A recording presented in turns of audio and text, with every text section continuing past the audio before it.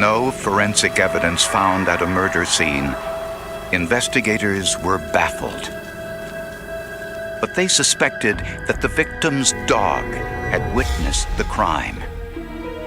If she had, forensic scientists needed some way to find out what the dog had seen. North Liberty, Iowa is such a small town it doesn't take much effort to know your neighbors. But one resident the townspeople seldom saw was 28-year-old John Hebel. John was somewhat of a recluse. John kind of stayed to himself. It wasn't unusual if we didn't see him for a month. He'd be doing things at his home or repairing things or out with his friends. At one point in time in John's life, he was a narcotics user and very possibly also a narcotics dealer. In February of 1999, John's mother was really worried. She hadn't heard from her son in over 2 months. We'd been trying to reach my son, and that he wasn't answering, and we were afraid something was wrong.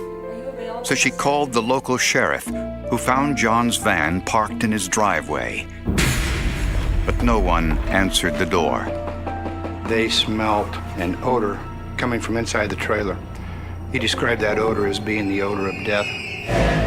The officers forced their way through the trailer door and found Hebel dead, slumped in a chair.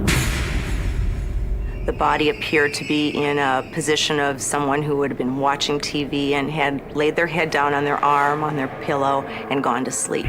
The body was completely covered. It had a blanket over the entire body, over the head, over all of the body. He had been shot twice in the back of the head with a .22 caliber pistol.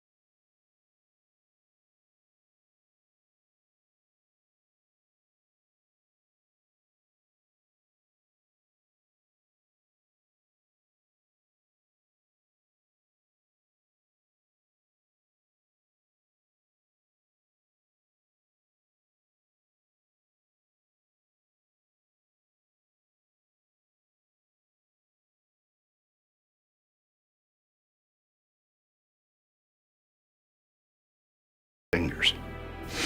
He was able to take guns apart and work on them, repair them, customize them, put fancy gold on them, things like that. It sounded as if John had been killed for the gun collection. And another one of John's prized possessions was missing. His 3-year-old husky, Keisha. Oh, he loved his dog. His dog was his life. She was his baby.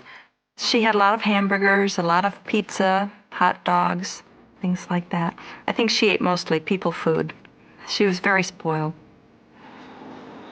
Police soon learned that a dog matching Keisha's description was found a month earlier, wandering aimlessly several miles away. She was just standing in the middle of the street, dazed, looking around like, where am I? What am I doing here? John's parents identified Keisha. The evidence suggested she had been driven there and dropped off. Keisha was found during January when the roads are typically dirty and muddy. That Keisha's condition was pretty clean. The crime scene showed that the dog's leash, which normally was kept inside the trailer next to the door, was actually in the victim's van. It suggested the victim's van had been used to transport the dog and dispose of the dog. This was just one unusual detail in an investigation that was to become even more bizarre.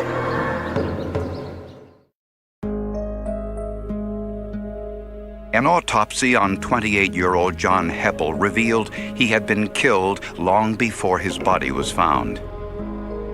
But the medical examiner was unable to determine exactly when he was killed. Without an idea as to when the time of death is, it obviously becomes very much more difficult to determine who are suspects and who are people that you can rule out. Hebble's dog Keisha was found on January 22nd. Hebble's telephone answering machine had messages not yet listened to. The earliest unheard message was left that same day, January 22nd. John would not use the answering machine to screen his telephone calls. If someone called, John wanted to talk to him. So therefore, we knew that January 22nd, 23rd, John was dead. With this information, authorities questioned John's friends and family. We had three primary suspects in this case: Mike Harding, Andrew Rich, and Sharon Snyder. The first suspect, Mike Harding, was a friend of John Hebble's.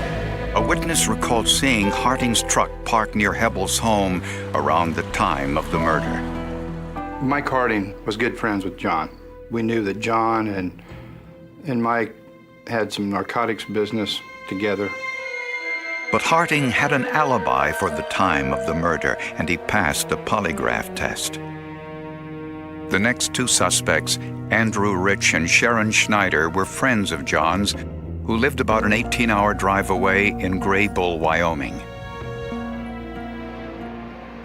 We learned from a good friend who saw Andrew Rich and John Hebbel together on January 18th of 1999 that in fact Andrew Rich had been at the trailer house of John Hebbel. But Andy said John was alive and well when he and Sharon left to return home. Police searched the couple's apartment and found marijuana, methamphetamine, and several .22 caliber bullets, the same caliber used to kill Hebbel. These bullets, along with the slugs from Hebbel's body, were sent to the FBI lab for a neutron activation test. That's where the lead is shaved off of the bullet. It's melted down, and atoms are counted. Counted, then compared. But the atomic composition of the bullets recovered from John Hebbel was not what investigators had hoped for. The results showed us that the bullets that we had recovered from John were not the same bullets that was removed from Andy Rich's house in Graybull, Wyoming. Investigators found smudge marks on the inside windows of Rich's Jeep, similar to those caused by animals when pressing their noses against the glass. Was it possible that Rich used his car to transport Hebbel's dog across town after the murder? Police took Keisha's nose print in the same way they collect human fingerprints. Each dog's nose print is as unique as a fingerprint. Unfortunately, we weren't able to get the type of smudges or prints actually from the vehicle that would enable us to do that, but it certainly was an interesting element that we pursued for some time. After several months with no forensic evidence and very few leads, the investigation into John Hebbel's murder was starting to turn cold. So investigators turned to Hebbel's dog for more information. As it turned out, that dog was going to play a very important part in solving John's death. A year after John Hebbel's murder, police suspected Hebbel's best friend, Andy Rich, was somehow involved in his death, but they had no proof. All investigators knew was that Rich had some unusual career aspirations. We knew that his lifelong goal was to be a hitman for the mafia. We had interviewed past girlfriends. We had interviewed other associates of Andy Rich. And he always portrayed himself as a tough guy. That's how Andy Rich wants to be remembered. We were concerned that Sharon Snyder the girlfriend of Andrew Rich, had information that she was fearful about telling us. The impression was that she was being guarded out of fear, her fear of Andrew Rich. That was a good punching bag for him. He abused me a lot. There was a lot of abuse, not just physical. There was a lot of verbal abuse. Police looked into Sharon's background to see if she had ever been involved in illegal activity, and they found something. Sharon Snyder was purchasing guns in a different location. She would give those guns to Andy Rich. Some of those guns went to John Hebel. We had a violation of the federal statute. The federal firearms and narcotics statute was the wedge that we used to split Andy Rich and Sharon Snyder. Sharon told a different story about that visit with John Hebel. I honestly couldn't live with myself anymore. I had to face up to whatever was going to happen to me. Sharon said she dropped Andy off at Hebel's home about 3 days before the murder, then left to visit her daughter about an hour's drive away. A few days later, Andy arrived driving John's van. They put some of his guns into their car, took John's van to his home, and then drove their car back to Wyoming. I had no idea that John was dead, no. I had no idea about that. I had wonders of why he had these guns. After a brief stay in Wyoming, Sharon said that Andy left alone with the guns. Took off in the middle of the night or around 4 o'clock in the morning and headed to Texas. He was gone 3 weeks. It was Andy's own stupidity for telling me where he was going. We started to learn things from Sharon that we had suspected all along. And at that point in time, it became really important for us to find any information that we could that was going to corroborate what Sharon had to say. Police visited the man Andy Rich stayed with during that trip to Texas. He said Rich had given him an unusual Gold Cup .45 caliber semi-automatic pistol to pay off a drug debt. But by this time, a year later, he no longer had the gun. Investigators then located a second man Rich visited on that trip, who still had in his possession a box of ammunition Rich had sold to him. Inside the box, investigators found several short black and white hairs. Microscopic analysis confirmed that the hairs were from an animal, but there were no roots attached, so nuclear DNA testing was impossible. But they were able to extract mitochondrial DNA from the hair. Mitochondrial DNA is passed to animals and humans only from the mother. Joy Halverson, a California veterinarian, specializes in animal DNA.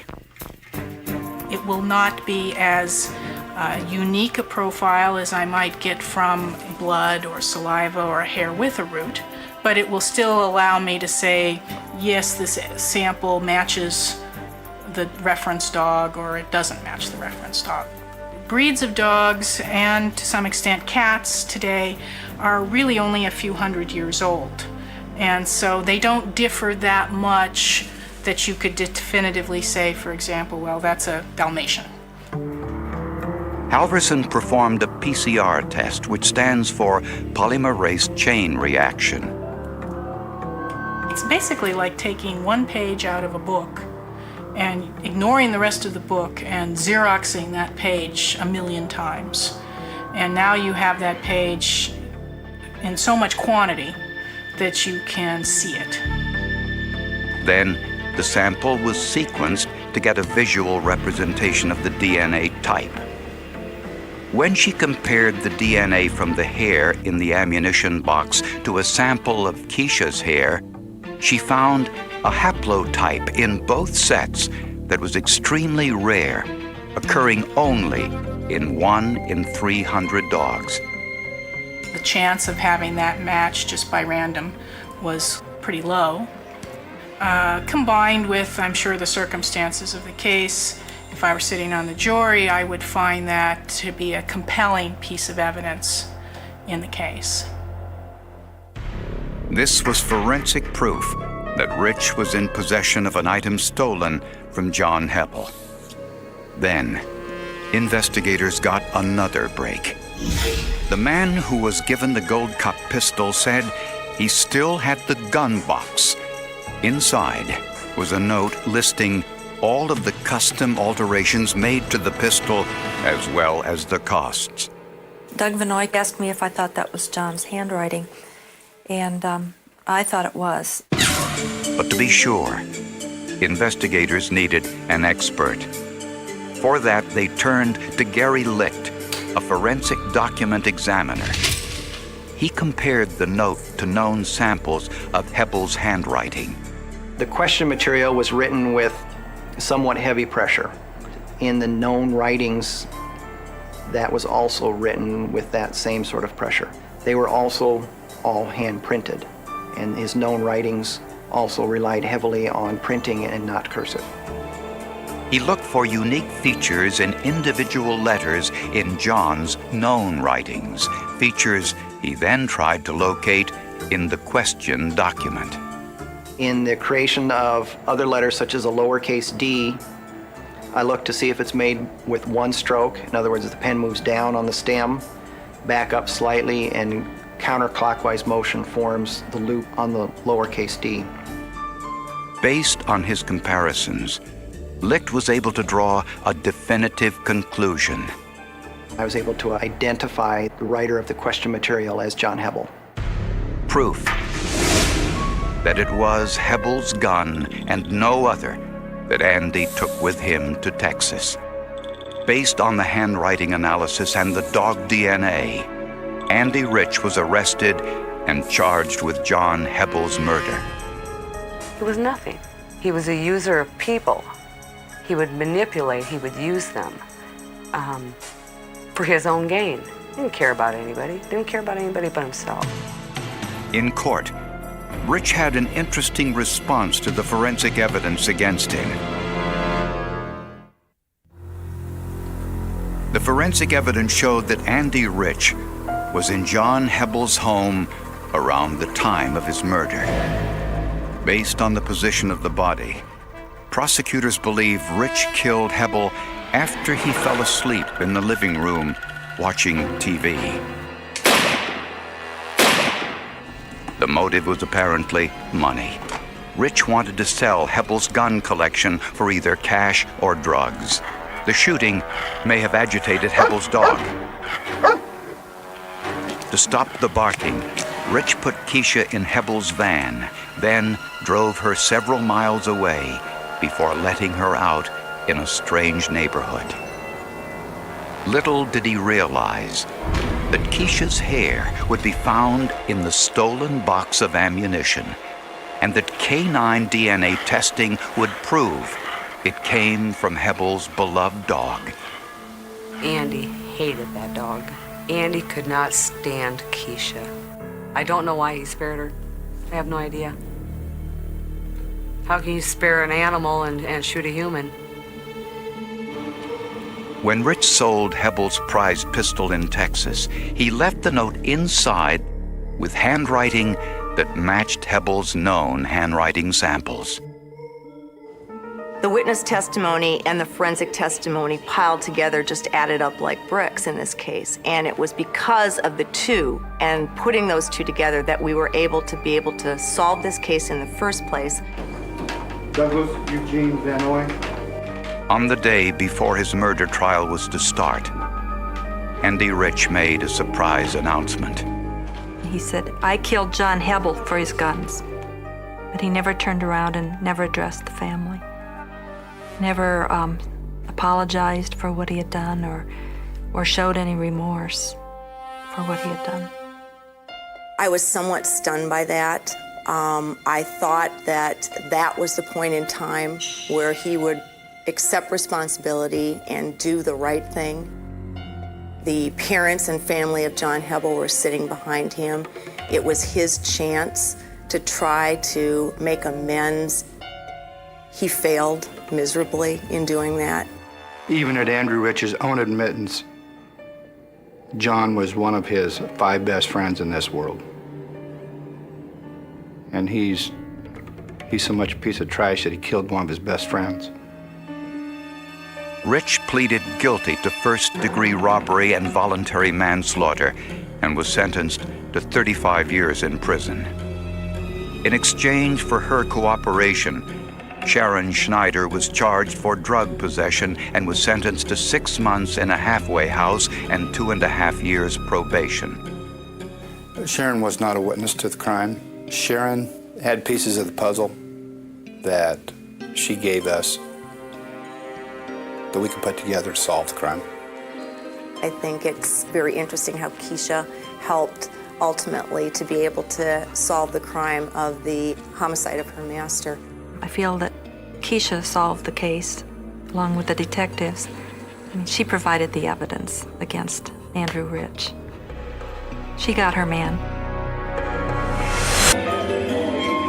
She worked behind the scenes in a television newsroom. But one day, instead of covering the news, she became the news. Covering the news where you live. This is NBC 12 News, first at 4. The crime scene told a terrible tale of violence. But it would take DNA, a behavioral profile, and a computer to solve the case. In July 1994, 22-year-old Hope Denise Hall and her 3-year-old son Robert lived in a suburb of Richmond, Virginia, in this apartment complex.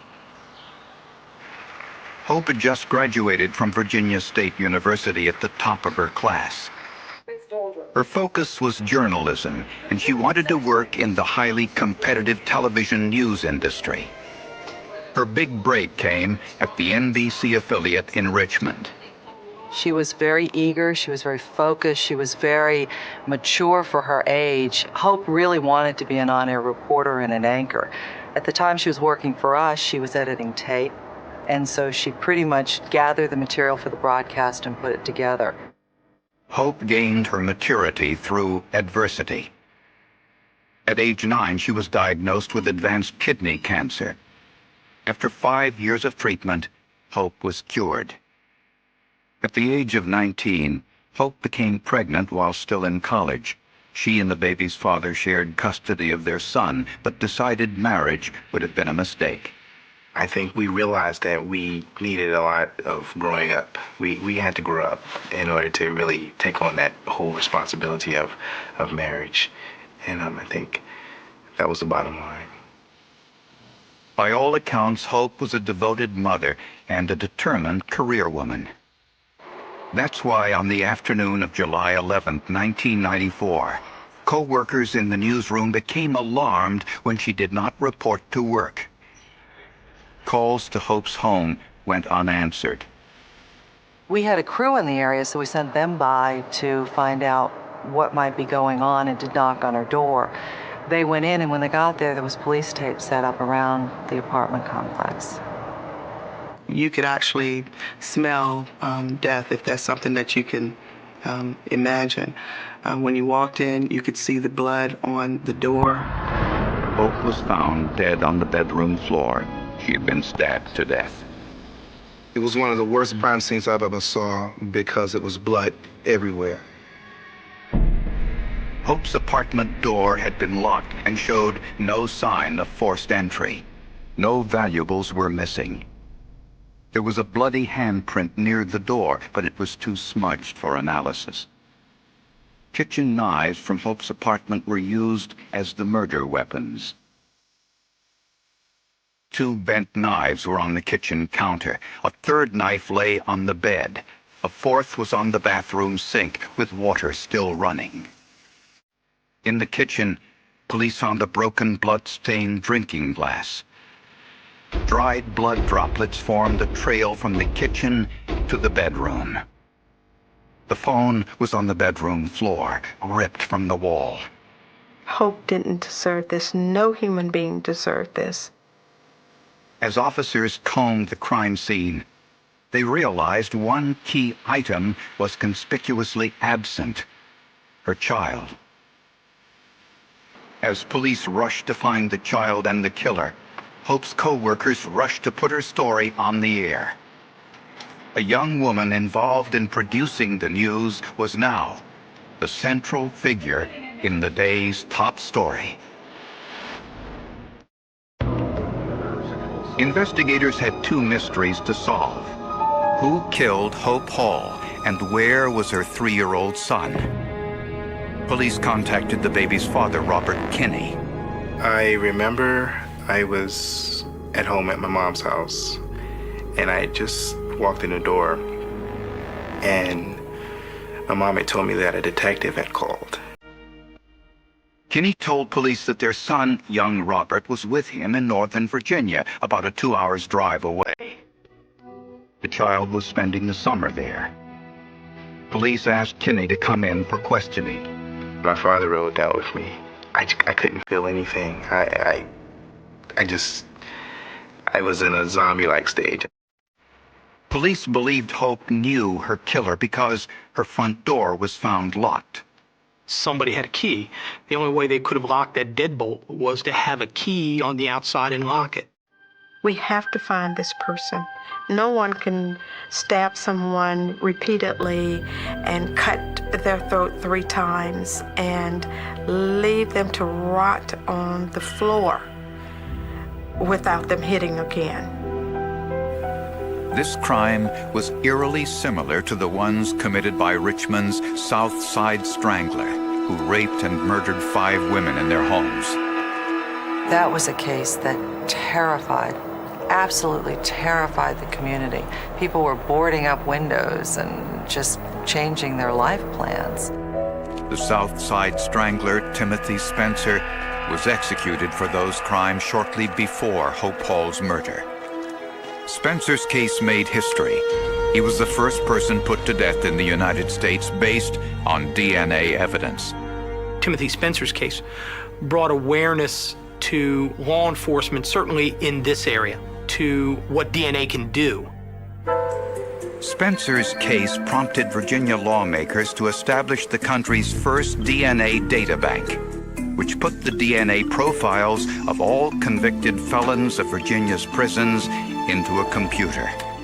So many felons have a tendency to commit crimes again once they are released from the system.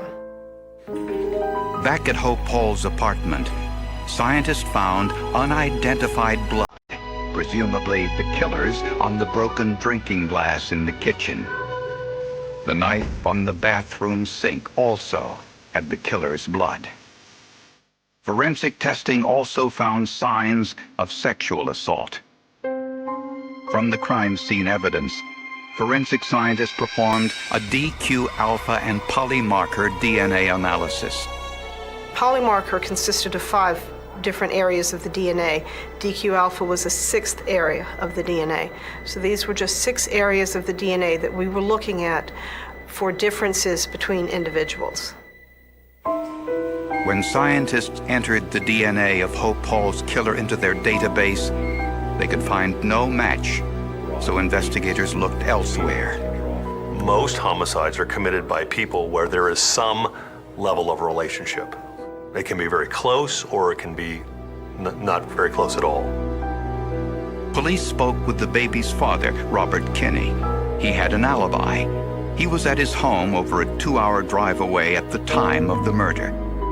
Even with this alibi, Kinney voluntarily submitted a blood sample for DNA testing.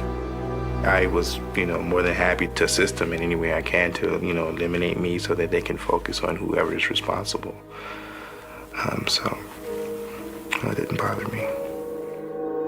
But his DNA did not match blood found at the crime scene, so Kinney was cleared. Relieved. Knowing one thing and scientific data proving another is 2 different things. My gut said he did not do this. Next, investigators looked into Hope's lifestyle for possible clues. I knew how careful she was about her own safety. I just couldn't believe that she would be anywhere where she'd be at risk for being murdered. We didn't see anything that indicated that she was out running around or anything else that would make us say, oh, maybe she ran into somebody in a bar or something like that, that she could have brought home. But investigators found two potential witnesses. Two neighbors saw a man without a shirt running from Hope's apartment building on the night of her murder. They said he had a tattoo on his arm and chest which looked like Greek symbols. The brand was of the shape of a horseshoe with a lightning bolt going through, which is the emblem of the Omega Psi Phi. Omega Psi Phi was a local college fraternity. Hope's friends and co-workers told police that this description sounded like a man Hope recently dated. Hope allegedly told friends the man got abusive when she tried to end their relationship. The ex-boyfriend's name was Leroy Quick. Police discovered he, too, had an Omega Psi Phi tattoo on his arm and chest. Both witnesses identified Quick in a police lineup as the man they saw running from Hope's apartment. Police were convinced they had their killer, but they were shocked when they got the results of Quick's DNA test.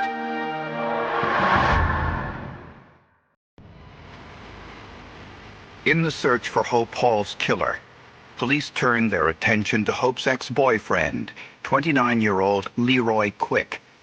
Witnesses claimed they saw him running from Hope's apartment building on the night of the murder. As NBC 12 News, first at 4. Police made a break in this case just before sunrise.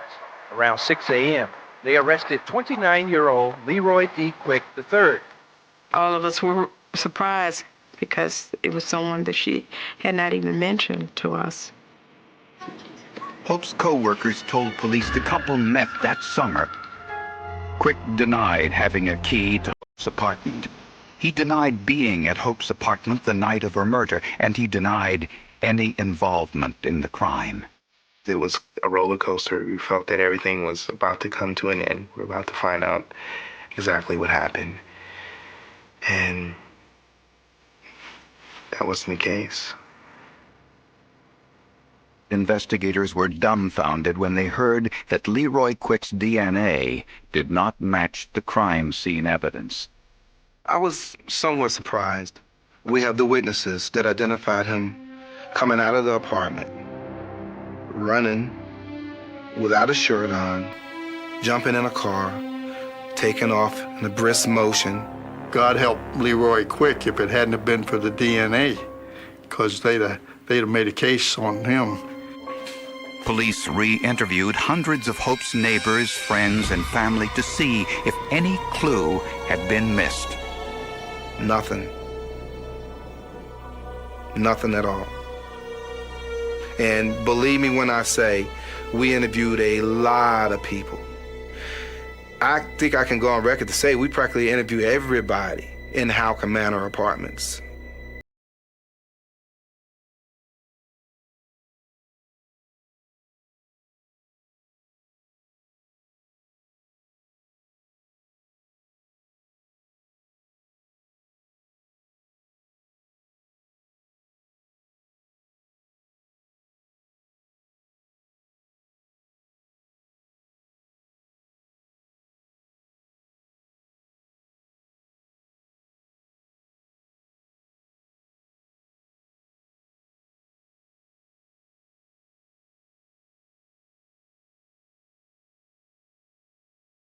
After clearing the two most obvious suspects, forensic scientists performed a second, more discriminating DNA test of the killer's DNA.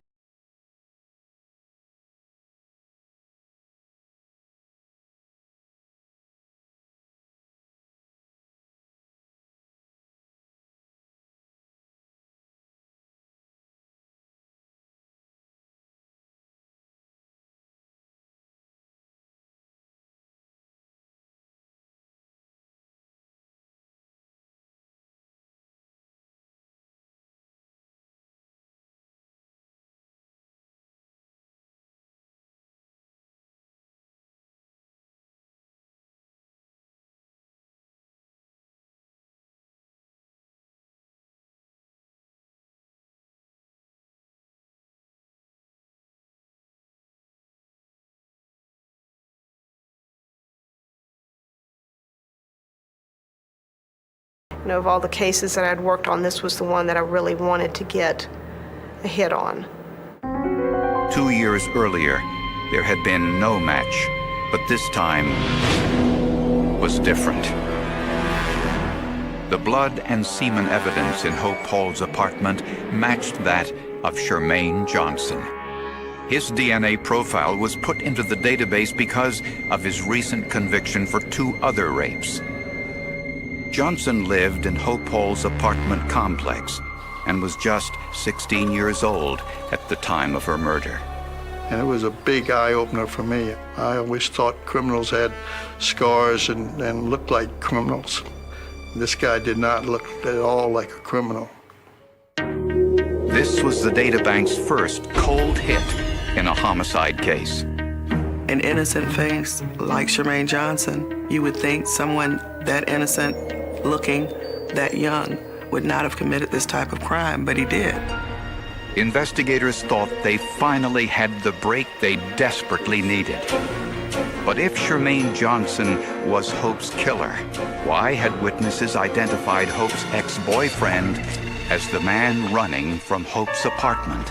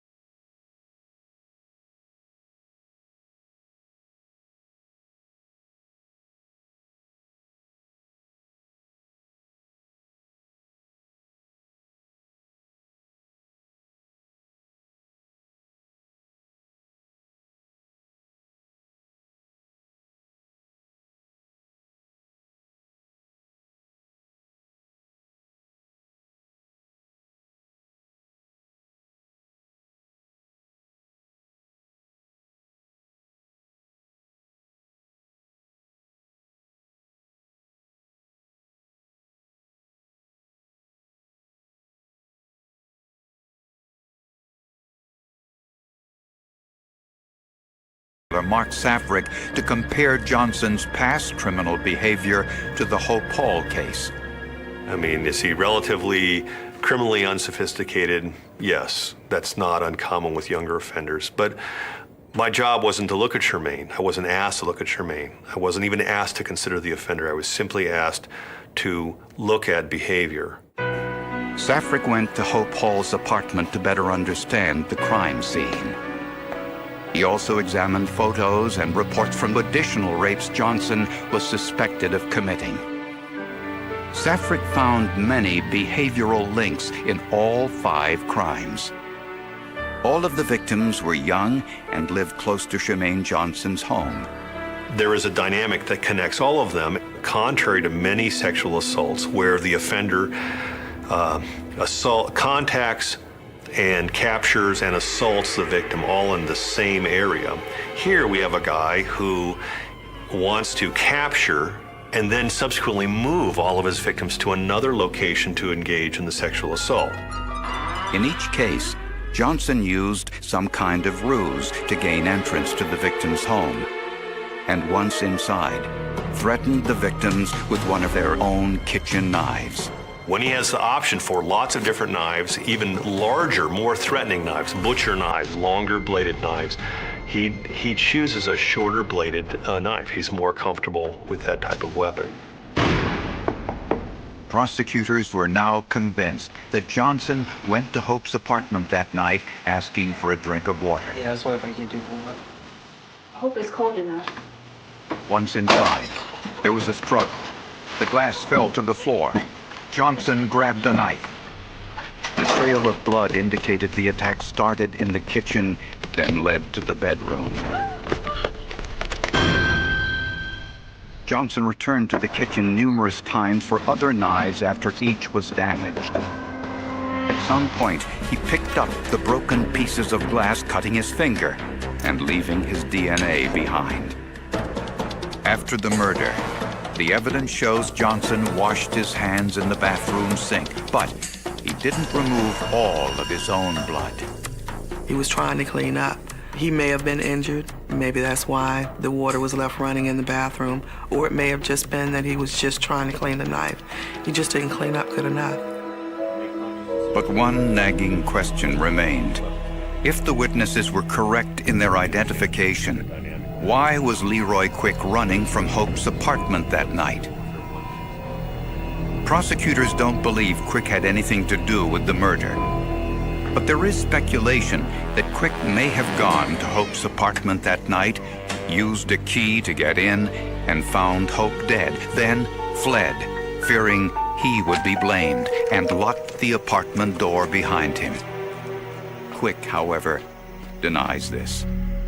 Regardless, Shermaine Johnson was tried and convicted of Hope Hall's murder, and this time was sentenced to death. I think the guy is an animal. I don't know whether I want to push the needle, but I certainly would like to witness the pushing of the needle. And if nobody else would do it, I would certainly do it. Investigators say it was the confluence of DNA evidence, computer technology, and the foresight to collect and catalog the DNA profiles of all convicted felons that brought Shermaine Johnson to justice. We interviewed everybody in that apartment complex, and Shermaine Johnson's name never came up. Without the DNA databank, without that forensic evidence, unfortunately, I would say that this case would not have been solved. We are trying to push international databasing. We feel very, very strongly that criminals don't stay put. They move from city to city, state to state, countries to countries.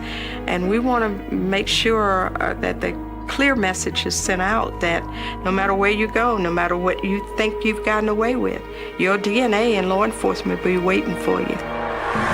The desert had been silent for 30 years. For 3 decades, the wind crossing the empty roads of New Mexico carried a secret that investigators believed might never be uncovered.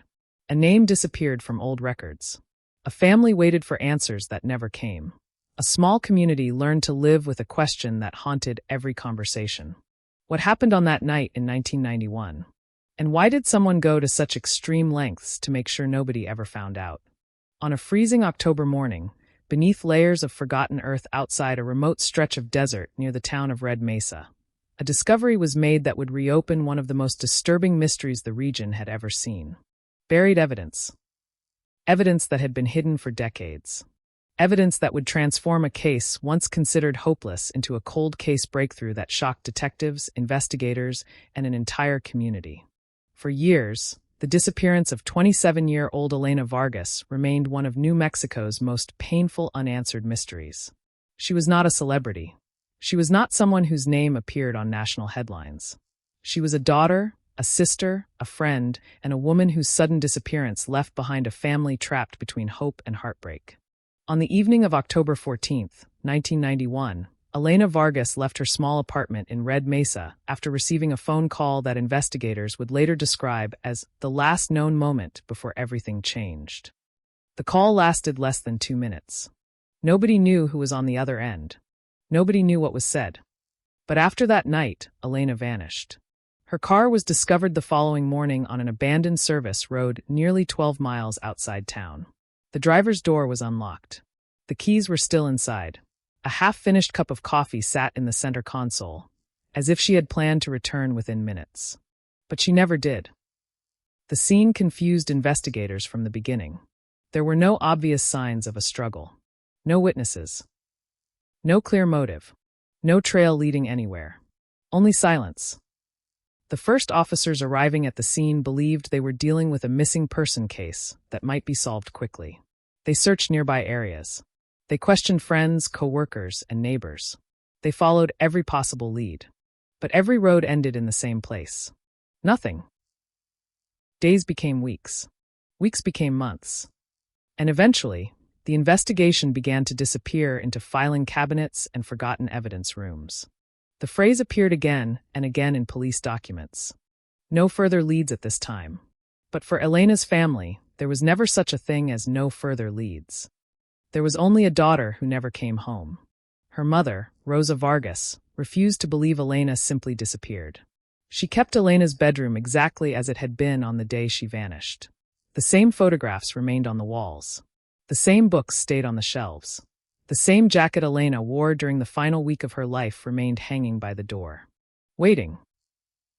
As the years passed, the town changed around the mystery. New buildings appeared. Old businesses closed. People moved away. Children who once heard Elena's story grew into adults who only knew it as an old rumor. But every October, when the desert winds became colder and the nights became longer, the memory returned.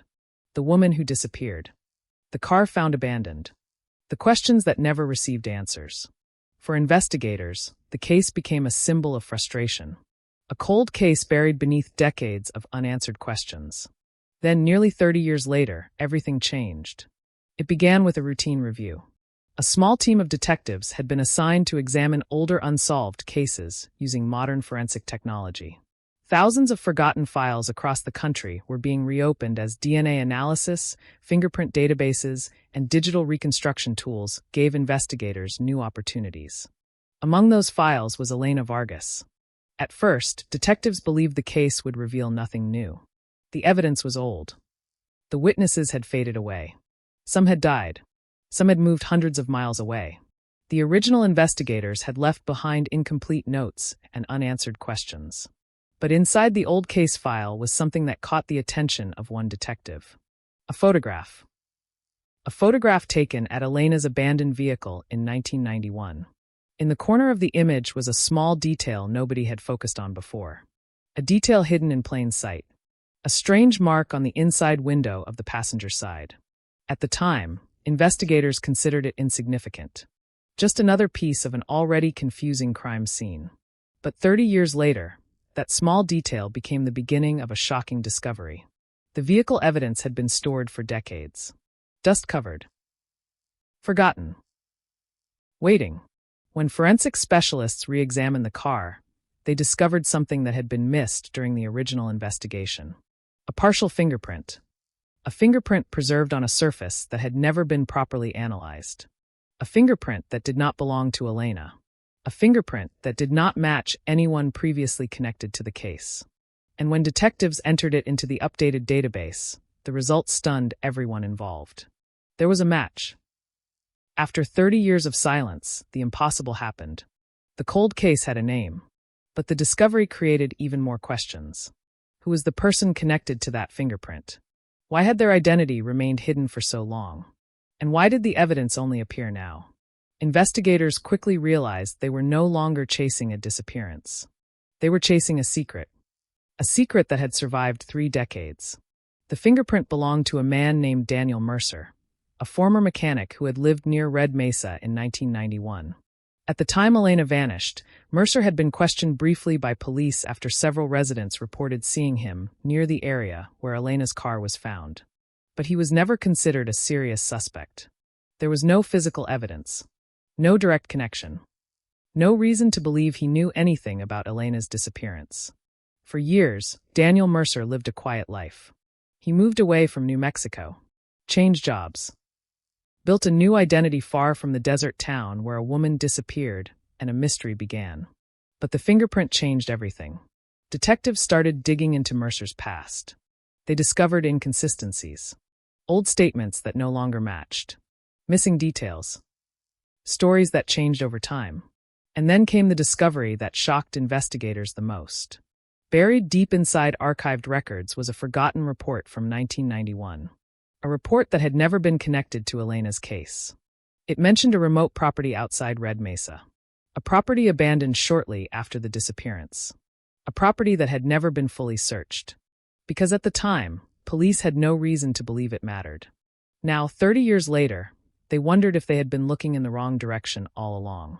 The desert had kept its secret. The evidence had been buried.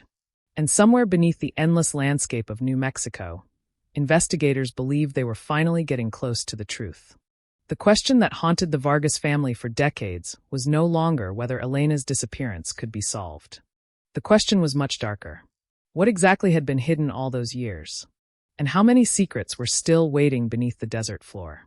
The discovery of Daniel Mercer's fingerprint changed the direction of the investigation overnight. For nearly 30 years, the disappearance of Elena Vargas had been a mystery without a center. There had been no confirmed suspect, no clear timeline, and no piece of evidence strong enough to break through the wall of uncertainty surrounding the case. But now, for the first time, detectives had something they had never had before. A connection. A name. A reason to start asking questions again.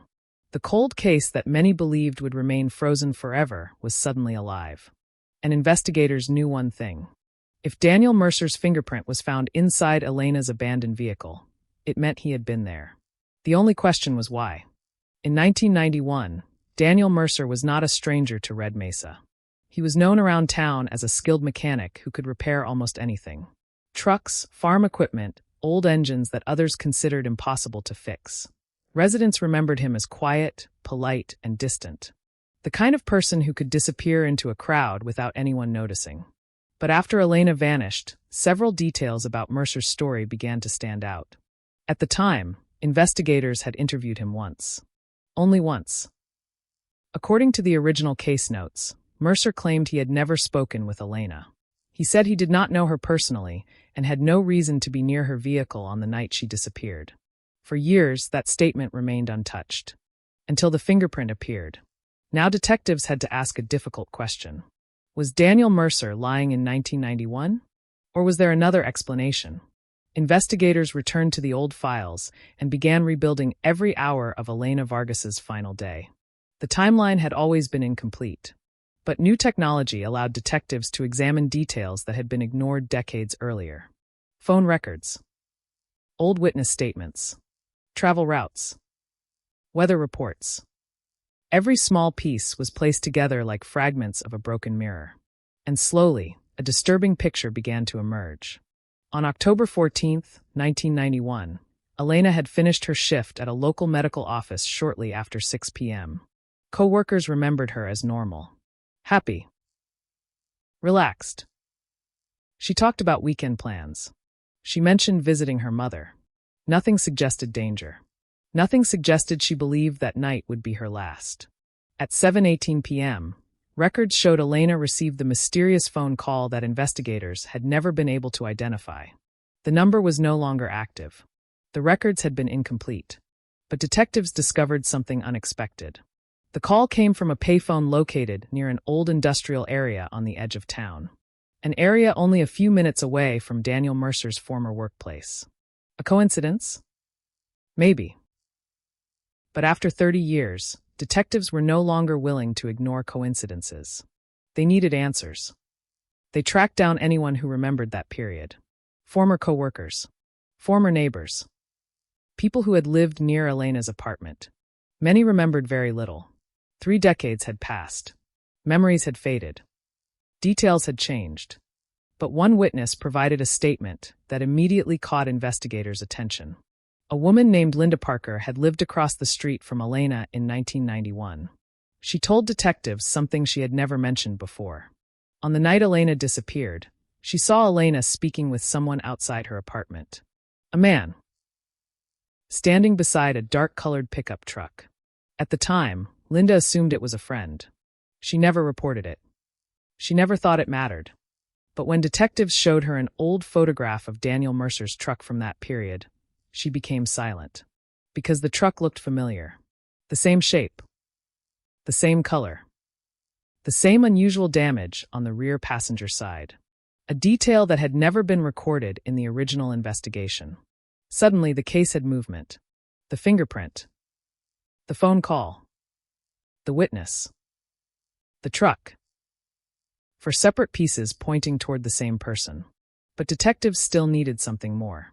A connection strong enough to explain what happened after Elena left her apartment. Because one question remained unanswered. Where did Elena go? And what happened between the moment she left town and the moment her car was discovered? The search expanded.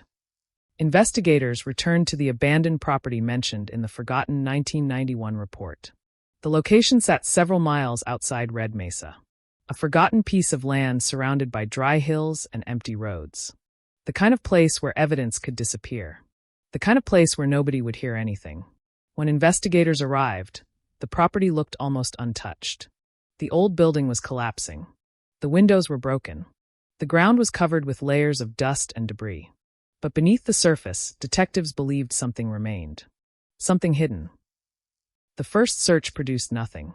Hours passed. Then days. Some investigators began questioning whether they had followed another false lead. A reminder of how many times this case had disappointed those searching for answers. But then, during a deeper examination of the property, forensic teams discovered something unusual. A section of ground behind the old workshop appeared different from the surrounding area. The soil was disturbed. The layers did not match. It was subtle, almost invisible, but experienced investigators recognized the sign immediately. Someone had dug there. The area was carefully marked. The excavation began, and what they uncovered sent shockwaves through the department. A buried container. Old. Rusting. Hidden beneath years of dirt. Inside were personal items. Items connected to Elena Vargas. A piece of jewelry. A damaged wallet. And a handwritten note that appeared to have been folded and preserved for decades. The discovery was the moment investigators had waited for. After 30 years of uncertainty, the desert had finally started speaking. But the evidence raised a terrifying possibility. Someone had known exactly where to hide the truth. Someone had buried Elena's belongings. Someone had waited 3 decades believing nobody would ever find them. As detectives examined the items, another shocking detail emerged. The handwriting on the note was not Elena's. It belonged to someone else. Someone who had been part of the mystery from the beginning. And when investigators compared the handwriting samples, they found a disturbing connection. The note appeared to match documents written by Daniel Mercer. The same man whose fingerprint reopened the case. The same man who once told police he had nothing to do with Elena Vargas. Now, investigators had to confront the possibility that the person who had been hiding in the shadows for 30 years had never truly disappeared. He had simply been waiting. But before detectives could make an arrest, they needed to understand the full story. Because the evidence found beneath the New Mexico desert did not just reveal a suspect. It revealed a much deeper mystery. A secret involving missing records, forgotten witnesses, and a final night that nobody could fully explain. The cold case was no longer a question from the past. It was a living investigation. And for the first time since 1991, Elena Vargas was no longer just a name in an old file. She was a woman whose story was finally being heard again. But the truth waiting beneath the desert was darker than anyone. The discovery beneath the abandoned workshop changed everything. For 30 years, the desert outside Red Mesa had guarded a secret buried beneath layers of dirt and silence. Investigators had searched the area before. They had walked the same ground. They had followed the same roads. They had looked at the same empty landscape and found nothing. But the desert had not forgotten. It had only waited. When forensic teams removed the rusted container from the ground, they expected to find another unanswered question. Instead, they found a trail that led directly back to the night Elena Vargas disappeared. Inside the container were fragments of a life interrupted. A necklace Elena's mother immediately recognized. A damaged leather wallet that still contained Elena's identification card. A small photograph faded by time. And a folded piece of paper covered with handwriting that investigators believed could finally reveal what happened after Elena left her apartment. The note was carefully preserved, almost as if someone wanted it to survive, almost as if someone wanted it to be found someday. But the words written on that paper were not a confession. They were something far more disturbing. A warning. The message was short, only a few lines. But investigators immediately realized it was connected to the events surrounding Elena's disappearance. The note mentioned a meeting, a location, and one sentence that caused detectives to stop reading. Someone knows what happened. For decades, investigators believed Elena's disappearance was the result of a single hidden act, a crime committed in the darkness, a person trying to escape responsibility. But the note suggested something different. It suggested Elena may have discovered something dangerous, something that involved more than one person. The investigation expanded immediately. Detectives searched every archived document connected to Daniel Mercer. They reviewed old interviews. They examined financial records. They looked into his movements after Elena vanished. And what they found created a disturbing pattern. In the weeks following Elena's disappearance, Mercer suddenly left Red Mesa. He told friends he was searching for better work opportunities. He sold his equipment, closed his small repair business, and disappeared from the community almost overnight. At the time, nobody considered it suspicious. People leave. People move on. People start new lives. But 30 years later, investigators viewed those actions differently. Because Daniel Mercer did not simply leave. He left at the exact moment a woman vanished. The same woman whose belongings were now discovered buried on property connected to him. The evidence was beginning to form a picture. But investigators knew they had to be careful.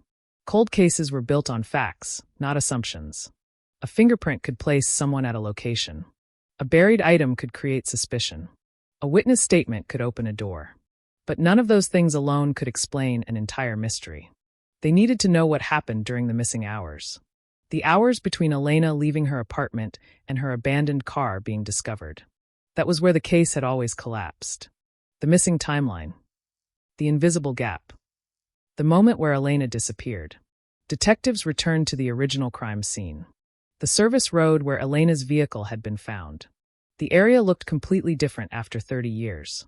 New roads had been built nearby. Old landmarks had vanished. But investigators recreated the scene using archived photographs. They studied the position of the vehicle, the direction it was facing, the distance from the nearest road. And then they noticed something that had been overlooked. The vehicle was not abandoned randomly. It had been placed there. The angle suggested someone had deliberately moved it. Someone familiar with the area. Someone who knew exactly where the vehicle would be found. The original investigators had assumed Elena drove there herself. But now, detectives questioned that assumption. What if Elena never reached that location alive? What if the car was only part of a carefully planned deception? The theory changed the entire investigation. Meanwhile, detectives located Daniel Mercer after years of searching. He was living in another state under a quieter life. A different city. A different routine. But the past had finally reached him. When investigators approached Mercer, he appeared surprised. At first, he denied knowing Elena. He denied owning the truck witnesses described. He denied having any connection to the abandoned property. But then detectives presented the evidence. The fingerprint. The buried container. The handwriting analysis. The witness who remembered his truck. The story began to change. Mercer admitted he knew Elena. But he claimed their relationship was innocent. He said Elena had asked him for help with her vehicle because she believed it was having mechanical problems. He claimed he saw her on the night she disappeared, but left before anything happened. According to Mercer, someone else was responsible. Someone he refused to name. Investigators noticed something unusual. Mercer was not acting like a man hearing a false accusation. He was acting like someone trying to control the damage. Someone protecting a secret. The interview lasted hours. Detectives pushed harder. They asked about the note. They asked about the property. They asked why Elena's belongings were buried there. Mercer had an answer for everything. Until one question. A question that caused the room to become silent. Why was your fingerprint inside Elena's car? Mercer stared at the table. For several seconds, he said nothing. Then he gave an answer investigators would later describe as impossible to believe. He claimed he touched the vehicle weeks before Elena disappeared. But records showed the car had been cleaned shortly before that time. The explanation did not fit. The timeline did not fit. The evidence did not fit. And investigators knew they were getting closer. But the biggest mystery remained. If Daniel Mercer was involved, why did he wait 30 years? Why hide the evidence? Why allow Elena's family to suffer for decades? And who else knew the truth? Because buried inside the old case files was another discovery. A name that had been overlooked. A person connected to both Elena and Daniel Mercer. A person whose existence could change everything. A person investigators believed might hold the final piece of the puzzle. The cold case that began with a missing woman was becoming something much larger. A story of secrets. A story of betrayal. A story buried beneath the New Mexico desert. And as detectives reopened every forgotten page of the investigation, they realized one terrifying truth. The answer had been there all along. Hidden in the evidence. Waiting for someone to look again. The name hidden inside the old case file was Michael Reyes. For 30 years, his name had existed only in the margins of the investigation. A person mentioned once. A detail never fully explored. A forgotten connection buried beneath thousands of pages of reports. But when detectives placed the entire timeline of Elena Vargas's disappearance together again, Michael Reyes suddenly became impossible to ignore, because he was the missing link between Elena and Daniel Mercer. In 1991, Michael Reyes worked at the same industrial area where the mysterious phone call to Elena's apartment had been traced. He knew Daniel Mercer. He knew the abandoned property outside Red Mesa. And according to several witnesses, he was one of the last people seen speaking with Elena before she disappeared. But somehow, his name had disappeared from the investigation. Not erased. Not removed. Just overlooked. A mistake that had lasted 3 decades. Now detectives wanted to know why. The first time investigators reviewed Michael Reyes in 1991, they found almost nothing suspicious. He had provided a statement. He had answered basic questions. He claimed he had only seen Elena briefly and had no involvement in her disappearance. The original detectives accepted the explanation. The case moved on. But 30 years later, modern investigators discovered something different. Michael Reyes had a reason to hide. And that reason was connected to the same night Elena vanished. Records showed that Reyes and Daniel Mercer had been working together on illegal vehicle transactions during that period. Nothing violent. Nothing that immediately explained Elena's disappearance. But enough to suggest that both men shared secrets they did not want discovered. The investigation shifted. Daniel Mercer was no longer the only focus. Detectives began examining the possibility that Elena had uncovered something she was never supposed to see. Something involving both men. Something that turned a normal October night into a mystery that lasted generations. The abandoned workshop became the center of the investigation. Forensic teams returned again. This time they searched every corner. Every wall. Every piece of damaged equipment. Every layer of soil surrounding the property. And then they found something else. A second hidden location. Not far from where the container had been buried, investigators discovered a small underground compartment beneath the old concrete floor. It had been covered. Sealed. Almost impossible to notice. Inside was a collection of old documents. Receipts. Photographs. And a damaged cassette tape. A piece of technology from another era. A recording that had survived decades of heat, dust, and neglect. The discovery stunned everyone, because investigators believed the tape might contain the missing moments from 1991. The moments nobody had ever heard. The moments that could reveal what happened to Elena Vargas. The tape was sent to forensic specialists. The process was slow. Painfully slow. Every sound had to be recovered. Every damaged section had to be analyzed. After days of work, specialists finally restored part of the recording. At first, there was only static. A low mechanical noise. Then a voice. A man speaking quietly. The voice was difficult to identify. But investigators recognized one thing immediately. The date mentioned in the recording. October 14th, 1991. The night Elena disappeared. The recovered audio did not reveal everything. But it revealed enough. The recording suggested Elena had met with someone at the abandoned workshop. She was not taken randomly. She was brought there. And the meeting involved a confrontation. A confrontation that ended with Elena realizing something had gone terribly wrong.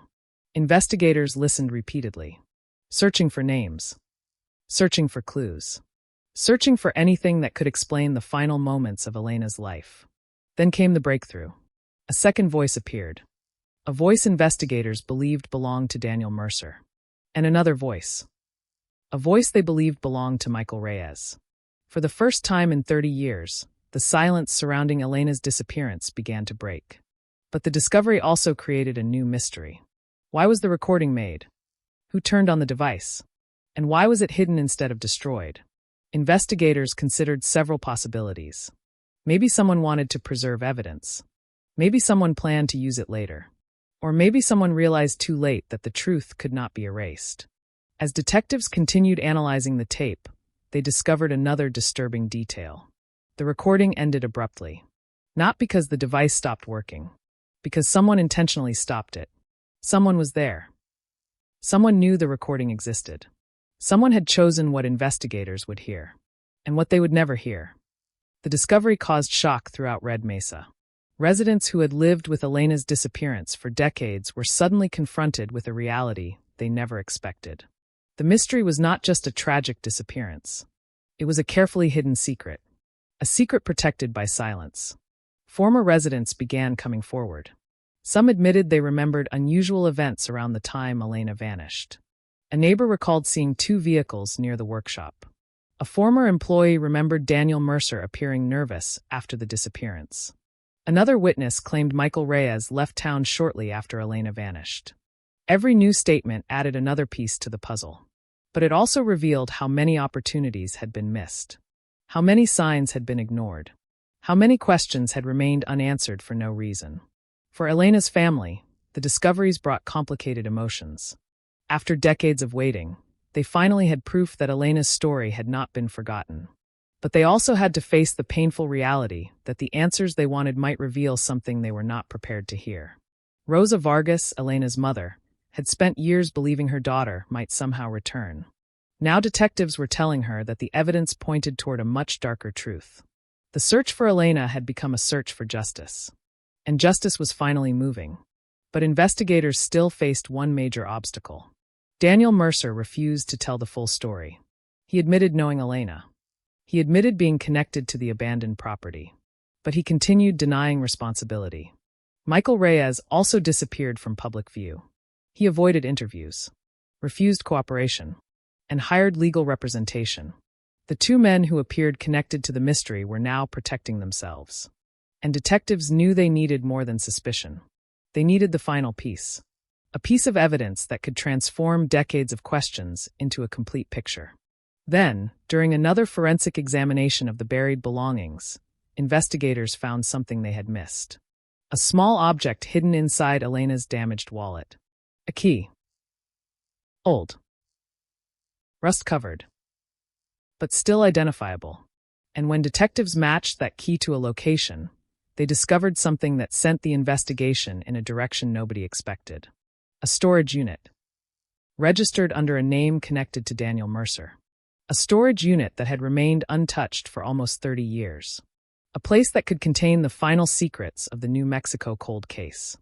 And as investigators prepared to open it, they understood one thing. They were no longer searching for clues.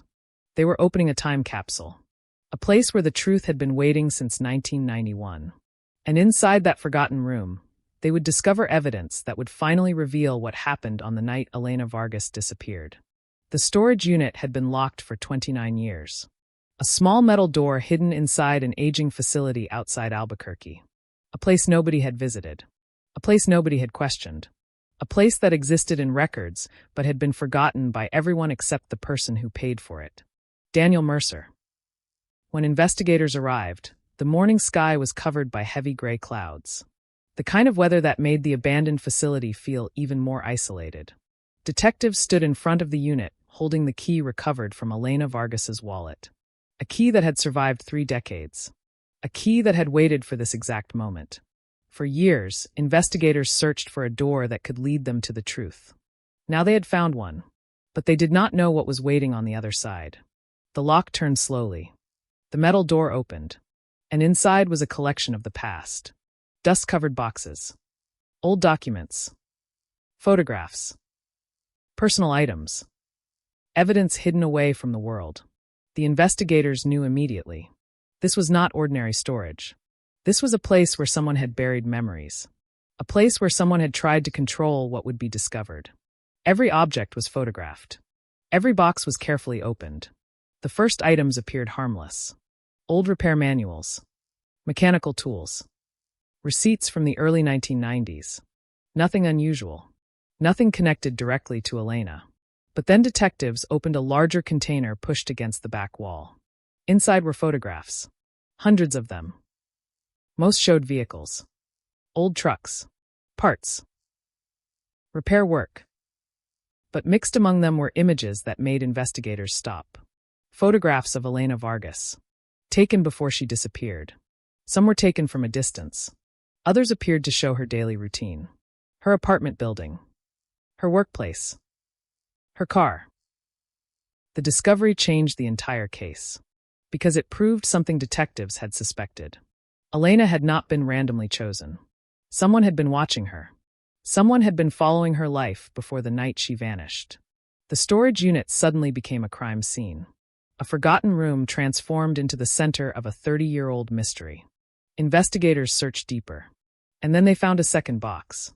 Inside were handwritten notes. Dates. Times. Locations. A record of Elena's movements. A private timeline created by someone who had been tracking her. The handwriting appeared similar to the note recovered from the buried container. Forensic experts compared the samples. The results were clear. The handwriting was consistent with Daniel Mercer, the man who had spent decades denying he knew Elena, the man whose fingerprint was found inside her car, the man connected to the hidden evidence beneath the desert. The case was no longer just suspicious. It was becoming undeniable. But investigators noticed something strange. The notes did not look like the work of someone trying to hide a crime. They looked like the work of someone preparing for something. A plan. A record. A warning. And among the papers was one page that immediately caught detectives' attention. A single sentence written repeatedly. She cannot know. Investigators wondered what Elena had discovered. What did she know? What information could have made someone watch her? And why did Daniel Mercer feel the need to document her every move? The search continued. Another box revealed financial records. Transactions from 1991. Payments between Mercer and Michael Reyes. Large amounts of cash. Unexplained transfers. The evidence suggested the two men were involved in something much larger than investigators originally believed. But there was still no direct proof explaining Elena's disappearance. Then came the discovery that changed everything. Hidden beneath a false bottom inside one of the containers was a small envelope. Inside the envelope was a photograph. Not of Elena. Not of Mercer. Not of Reyes. It was a photograph of a document that investigators believed had been the reason Elena became a target. The original document was missing, but the photograph showed enough information. A list of names, dates, payments, and a signature. A signature belonging to someone unexpected. A respected local official who had never been connected to the investigation. Someone who had helped close the original case. Someone who had publicly claimed Elena's disappearance was impossible to solve. The discovery sent investigators back through old records. They reviewed every decision made in 1991. Every interview. Every search location. Every piece of evidence dismissed. And slowly they noticed a disturbing pattern. Several investigative paths had been abandoned too quickly. Several witnesses had never been interviewed again. Several locations had never received proper searches. The question became unavoidable. Was the original investigation simply unsuccessful? Or had someone influenced it? For the first time, detectives considered the possibility that the truth had not been lost. It had been buried. The community reacted with shock. Residents who had spent years believing the case was just another tragedy now wondered if they had been misled. People who had known the original investigators questioned what they had been told. The cold case that had haunted Red Mesa for decades was no longer just about Elena Vargas. It was about everything that happened afterward. The silence. The missing evidence. The unanswered questions. The people who looked away. Meanwhile, detectives continued examining Daniel Mercer's history. They discovered he had changed his story multiple times. At first, he claimed he never knew Elena. Then he admitted he had helped her with car problems. Then he claimed he only saw her briefly. Each version contradicted the last. Investigators knew they were dealing with someone who had spent decades protecting a secret. But they still needed to understand Michael Reyes's role. Because the evidence suggested Daniel Mercer was not alone. The storage unit contained proof of a partnership. Two men connected by money. Two men connected by the abandoned property. Two men connected to the last night Elena Vargas was seen alive. Then, investigators discovered something else. A forgotten police report from 1991. A report that had been filed but never added to Elena's main case file. The report came from a patrol officer who claimed he saw two men arguing near the abandoned workshop on the night Elena disappeared. The officer's statement had been brief, almost ignored. But one detail stood out. One of the men was holding Elena's jacket. At the time, the officer could not identify them clearly. The report was considered unreliable. But now, 30 years later, detectives had a reason to look again. Because the jacket described in that forgotten report matched an item found inside the storage unit. Elena's jacket. The same jacket her family remembered. The same jacket that disappeared with her. The same jacket that someone had kept hidden for nearly 3 decades. The evidence was no longer scattered. It was connecting. And for the first time, investigators believed they were close to reconstructing the final hours of Elena Vargas. But one question remained. Why would Daniel Mercer keep the evidence instead of destroying it? Why preserve the very objects that could expose him? The answer would come from another discovery. A discovery hidden inside the storage unit. A final recording. A message that had been waiting since 1991. And when investigators heard what was captured on that recording, they would finally understand why the truth had remained buried for so long. The recording was hidden behind the back wall of the storage unit. A small cassette tape sealed inside a plastic bag. No label. No date. No explanation. Just another forgotten piece of evidence from a mystery that had survived 3 decades. Investigators had already uncovered more than they ever expected. Elena Vargas's belongings. The photographs. The hidden documents. The financial records. The evidence pointing toward Daniel Mercer and Michael Reyes. But this tape felt different. Because unlike the objects buried in boxes, unlike the papers hidden beneath false compartments, this contained something impossible to fake. A voice. A moment in time. A piece of the past that could finally reveal what happened on the night Elena disappeared. Forensic specialists carefully restored the damaged recording. The process took days. Every second mattered. The tape had suffered from age, heat, and moisture. Parts were distorted. Parts were missing. But slowly, the voices began to return. The first sounds were unclear. A vehicle engine. Footsteps. The sound of wind moving across an empty desert road. Then a man spoke. The voice was calm. Controlled.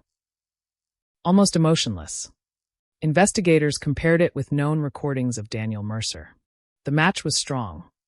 The man on the tape appeared to be Mercer. Then another voice appeared. Michael Reyes. The conversation was difficult to hear, but the words that could be recovered changed the entire investigation. The men were arguing. Not about money. Not about business. About Elena. The recording revealed something detectives had suspected. Elena had not disappeared by accident. She had been brought to the abandoned workshop because she had discovered information about the illegal activities connected to Mercer and Reyes. But the recording revealed something even more disturbing. Elena was not afraid when she arrived. She believed she was there to get answers. She believed the people waiting for her would explain what was happening. She did not know she was walking into a trap. Investigators listened to the recording repeatedly. Each time, they found another detail. A sentence. A name. A hidden meaning. Then, near the end of the tape, Elena's voice appeared. For the first time in 30 years, detectives heard the voice of the woman at the center of the cold case. Her words were quiet, but they carried the weight of decades. She said she knew what they had done. She said she had evidence. She said she had already told someone else. Then the recording became chaotic. A loud argument. A sudden movement. A sound investigators could not identify. And then silence. The tape ended, but the silence after those final seconds was louder than anything recorded. Because investigators now knew. Elena Vargas had not vanished without a trace. She had been silenced. The discovery sent shockwaves through New Mexico. For years, the case had been viewed as a tragic disappearance. A mystery with no clear explanation. Now it had become a criminal investigation unlike anything the community had seen before. The question was no longer what happened. The question was who else had helped hide it. Detectives returned to Daniel Mercer's interview. They played portions of the recording. They watched his reaction. At first, Mercer remained silent. He stared forward. He refused to answer. But then detectives mentioned Michael Reyes. Something changed. A small reaction. A moment of fear. Investigators noticed immediately. Because after 30 years of controlling his story, Daniel Mercer finally appeared to realize something. The truth was no longer buried. It was alive. Mercer requested an attorney. The interview ended. But detectives believed they had enough to continue. The evidence against him was growing. The fingerprint, the buried belongings, the handwriting, the photographs, the recording. Every piece connected back to the same night. October 14th, 1991. The night Elena Vargas disappeared. But the investigation became more complicated when detectives learned Michael Reyes was no longer living under his original name. He had changed his identity years earlier, moved several times, created distance from his past. But investigators found him. And when they approached him, his reaction was different from Mercer's. Reyes did not deny knowing Elena. He admitted being at the workshop that night. But he claimed he was not responsible for what happened. He claimed Daniel Mercer had manipulated him. He claimed he was only a witness, not a participant. A familiar story.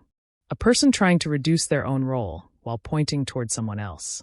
Detectives now faced a difficult task, finding the difference between the truth and the excuses. Because after 30 years, memories had become weapons. Everyone had a story. Everyone had a reason. And everyone wanted to survive the consequences. The investigation continued deeper into the past. Detectives located former employees from the industrial area. One former worker provided a statement that changed the case again. He said that shortly after Elena disappeared, Daniel Mercer asked him for help moving heavy equipment from the abandoned workshop. The worker remembered something strange. Mercer was nervous. He kept looking around. He repeatedly asked whether anyone had seen him. At the time, the worker thought Mercer was worried about losing money. Now, investigators believed it was something else. Fear. The fear of being discovered. The fear that the secret would eventually surface. And after 30 years, it finally had. But one mystery still remained. If Daniel Mercer and Michael Reyes were involved, where was Elena? The evidence proved she had been at the workshop. It proved her belongings had been hidden. It proved someone had tried to erase the truth. But Elena herself was still missing. For her family, this was the hardest part. The investigation had finally answered some questions. But it had created another painful one. Would they ever be able to bring Elena home? Detectives returned to the abandoned property once again. This time, with new information. The recording gave them something they never had before. A direction. A location. A possibility. The final minutes of the tape contained background sounds. Sounds experts believed could identify the exact area where the recording was made. A specific location near the workshop. A place nobody had searched properly in 1991. A place hidden beyond the old property line.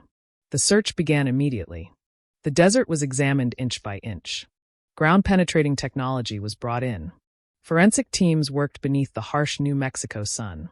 And after days of searching, equipment detected something unusual beneath the earth. An underground disturbance. A space where the ground did not match the surrounding area. Investigators marked the location. The entire team became silent. Because after 30 years of questions, after decades of waiting, they believed they were finally standing above the answer. The truth was no longer somewhere in the past. It was directly beneath their feet. And when the ground was opened, detectives would uncover the final evidence that would transform Elena Vargas's disappearance from a cold case mystery into a solved crime. For 30 years, the desert had protected the final secret. Beneath the dry earth outside Red Mesa, beneath layers of dust and forgotten time, investigators believed they had finally found the place where Elena Vargas's story ended. The ground had been scanned. The location had been confirmed. The evidence had pointed them there. But standing in front of that marked section of desert, detectives understood something important. Finding the truth was not the same as being ready to face it. Because every cold case has a moment when the investigation stops being about evidence and becomes about a person, a life, a family that waited, a name that refused to disappear. Elena Vargas. The excavation began early in the morning. No cameras. No public announcements. Only investigators, forensic specialists, and the quiet sound of equipment breaking through the desert floor. Every movement was careful. Every layer of soil was removed slowly. Because after 30 years, the smallest mistake could destroy the answers they had fought so hard to find. Hours passed. Nothing. Then, shortly after sunset, one investigator noticed something unusual. A change in the soil. A difference in color. A pattern that did not belong. The same disturbed earth pattern they had discovered near the buried container. The team stopped. The area was secured. Photographs were taken. Measurements were recorded. And then the final excavation began. What investigators uncovered beneath the desert changed everything. A hidden grave. A location that had remained untouched for nearly 3 decades. A place where someone believed the truth would never be found. The discovery confirmed what Elena's family had feared for years. She was never coming home. But for the first time, they had certainty. The endless waiting was over. The unanswered phone calls. The birthdays without her. The holidays spent hoping. The years of wondering whether she was somewhere, somehow still alive. All of it ended in that moment. The investigation had finally found Elena Vargas. But the discovery also raised new questions. Who buried her? Who helped? And why had someone gone to such lengths to hide her? Forensic teams worked through the night. The remains were carefully recovered. Evidence was collected. The area was searched for anything left behind. And they found something unexpected. A small metal object near the burial site. A piece of jewelry. A broken chain. A detail that connected directly to photographs found inside Daniel Mercer's storage unit. It was another piece of the puzzle. Another confirmation that investigators were following the correct path. The case that had once been filled with uncertainty was becoming clearer. The timeline began to take shape. On October 14, 1991, Elena received the mysterious phone call. She left her apartment believing she was meeting someone who could explain the information she had discovered. She traveled to the abandoned workshop. Daniel Mercer and Michael Reyes were waiting. The confrontation began. And somewhere during that night, Elena lost her life. The men then attempted to erase every trace. They moved her vehicle. They hid her belongings. They buried evidence. They created a false mystery. And for decades, they believed the desert would keep their secret. But they made one mistake. They left pieces behind. A fingerprint. A photograph. A recording. A forgotten report. Evidence that waited patiently until technology caught up. The announcement that Elena Vargas had been found spread through Red Mesa quickly. The same community that had lived with uncertainty for 30 years now faced a different reality. The mystery was solved. But the pain remained. Residents gathered outside Elena's former home. Some remembered the young woman who disappeared. Others remembered the years of searching. The posters. The unanswered questions. The hope that never completely died. For investigators, the recovery was a major breakthrough. But solving the disappearance was only the beginning. Now came the legal battle. Now came justice. Daniel Mercer was arrested and charged with crimes connected to Elena's death. Michael Reyes was also taken into custody. Both men faced the consequences of a secret they had carried for decades. But even after the arrests, the investigation continued. Because detectives wanted to understand every detail. They wanted to know why. Why Elena? Why that night? Why 30 years of silence? During additional interviews, investigators discovered more about the relationship between Mercer and Reyes. They were not just business partners. They were connected through years of shared secrets. The illegal vehicle operation was only one part of their hidden activities. Elena had discovered financial records that could expose them. She had copied documents. She had saved information. She had planned to reveal what she knew. And according to investigators, that was the reason she became a target. The woman who disappeared in 1991 was not random. She was someone who knew too much. Someone who refused to stay silent. The recovered evidence also explained why Mercer kept so many items connected to Elena. Detectives believed he did not keep them out of guilt. They believed he kept them because he thought he was untouchable. For years, he believed the investigation had ended. He believed the evidence was lost. He believed time had protected him. But time did the opposite. Time preserved everything. The fingerprint remained. The recording survived. The documents waited. The desert remembered. And slowly, piece by piece, the truth returned. As the case moved toward trial, prosecutors prepared one of the strongest cold case presentations the region had ever seen. A story built from decades of evidence. A timeline reconstructed from forgotten clues. A mystery solved not by one discovery, but by hundreds of small pieces finally connecting. The people of Red Mesa had spent years asking the same question. What happened to Elena Vargas? Now they finally knew. But another question remained. Could justice truly repair 30 years of loss? Could a courtroom bring peace to a family that had spent decades living without answers? And could a community finally move forward after learning that the person they once trusted had been hiding the truth all along? The trial would reveal the final secrets of the New Mexico cold case. The last explanations. The final moments of Elena's story.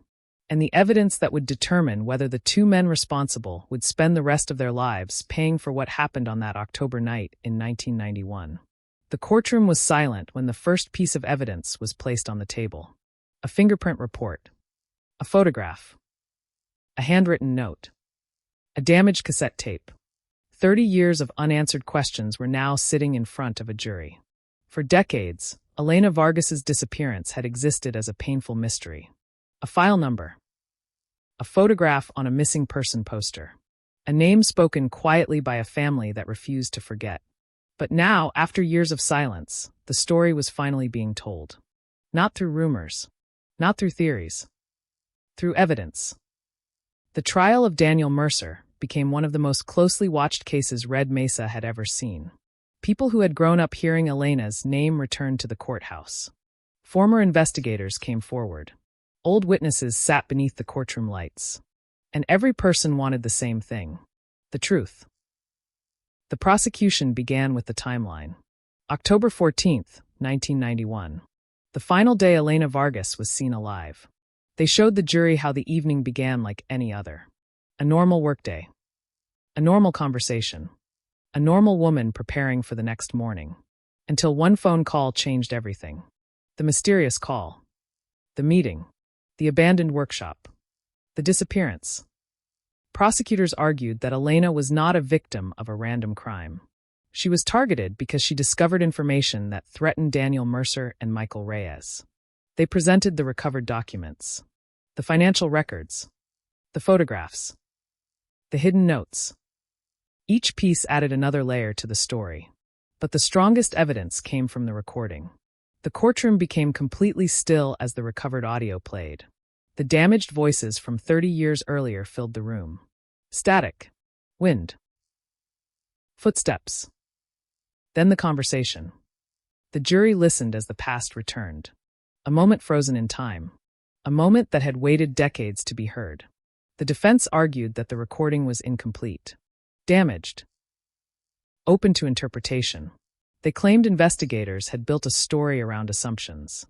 They argued that Daniel Mercer's connection to Elena was exaggerated. They questioned the reliability of witnesses who were remembering events from 3 decades earlier. And they focused heavily on one point. There was no direct eyewitness to the crime itself. No person who saw exactly what happened. No single moment captured forever. The defense wanted the jury to believe that the case was built on coincidence. A fingerprint. Old documents. A mysterious recording. A series of events that investigators had connected after the fact. But prosecutors had an answer. They did not rely on one piece of evidence. They relied on all of them. Because cold cases are rarely solved by one discovery. They are solved when impossible pieces finally fit together. The fingerprint placed Mercer inside Elena's vehicle. The storage unit connected him to Elena's belongings. The buried evidence connected him to the location. The recording connected him to the final hours of Elena's life. The pattern was impossible to ignore. As the trial continued, witnesses revealed details that shocked the courtroom. One former co-worker described Daniel Mercer's behavior after Elena disappeared. He remembered Mercer suddenly leaving town, selling equipment, avoiding questions, acting like someone trying to escape a problem. Another witness described seeing Mercer and Reyes near the abandoned workshop on the night Elena vanished. A detail ignored in 1991. A detail that now carried enormous weight. But perhaps the most emotional moment came when Elena's mother, Rosa Vargas, entered the courtroom. For years, she had carried the pain of not knowing. She had lived with uncertainty, with unanswered questions, with the impossible hope that one day her daughter might walk through the door. Now she sat across from the man accused of taking Elena away. The courtroom watched as she spoke about her daughter, not as a victim, but as a person. A woman who loved music. A woman who cared about her family. A woman whose future had been stolen. Her words reminded everyone that behind every cold case file is a human life. Behind every investigation is a family waiting for answers. The defense attempted to challenge the emotional impact of her testimony. But the damage was already done. The jury had heard Elena's story. Not just the evidence. The person.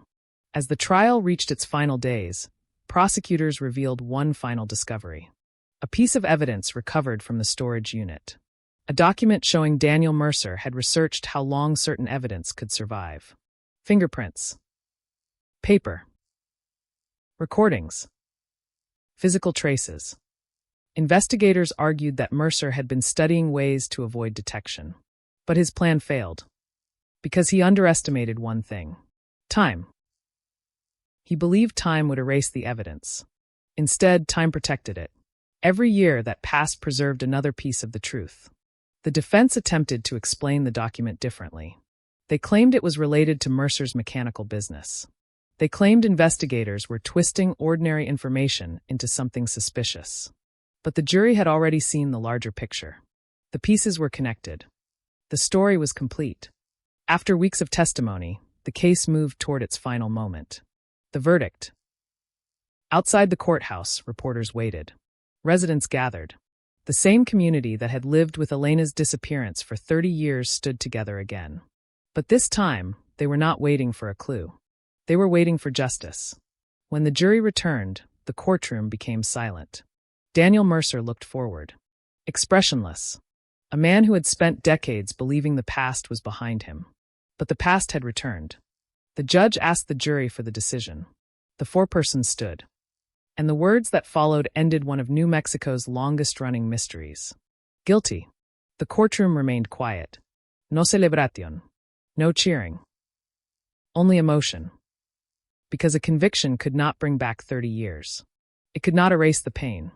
It could not return the moments Elena never got to live. But it could finally answer the question that haunted Red Mesa. What happened to Elena Vargas? She was not forgotten. She was not lost. Her story survived. And the truth that had been buried beneath the desert was finally standing in the light. But even after the verdict, investigators knew one final chapter remained. Because one person connected to the mystery had not faced justice. Michael Reyes. The man whose voice appeared on the recording. The man whose name appeared in the evidence. The man who claimed he was only a witness. Now, with Daniel Mercer convicted, all attention turned toward Reyes. Because detectives believed the final unanswered questions of the Elena Vargas case were hidden with him. And after 30 years of silence, they were determined to uncover every remaining secret.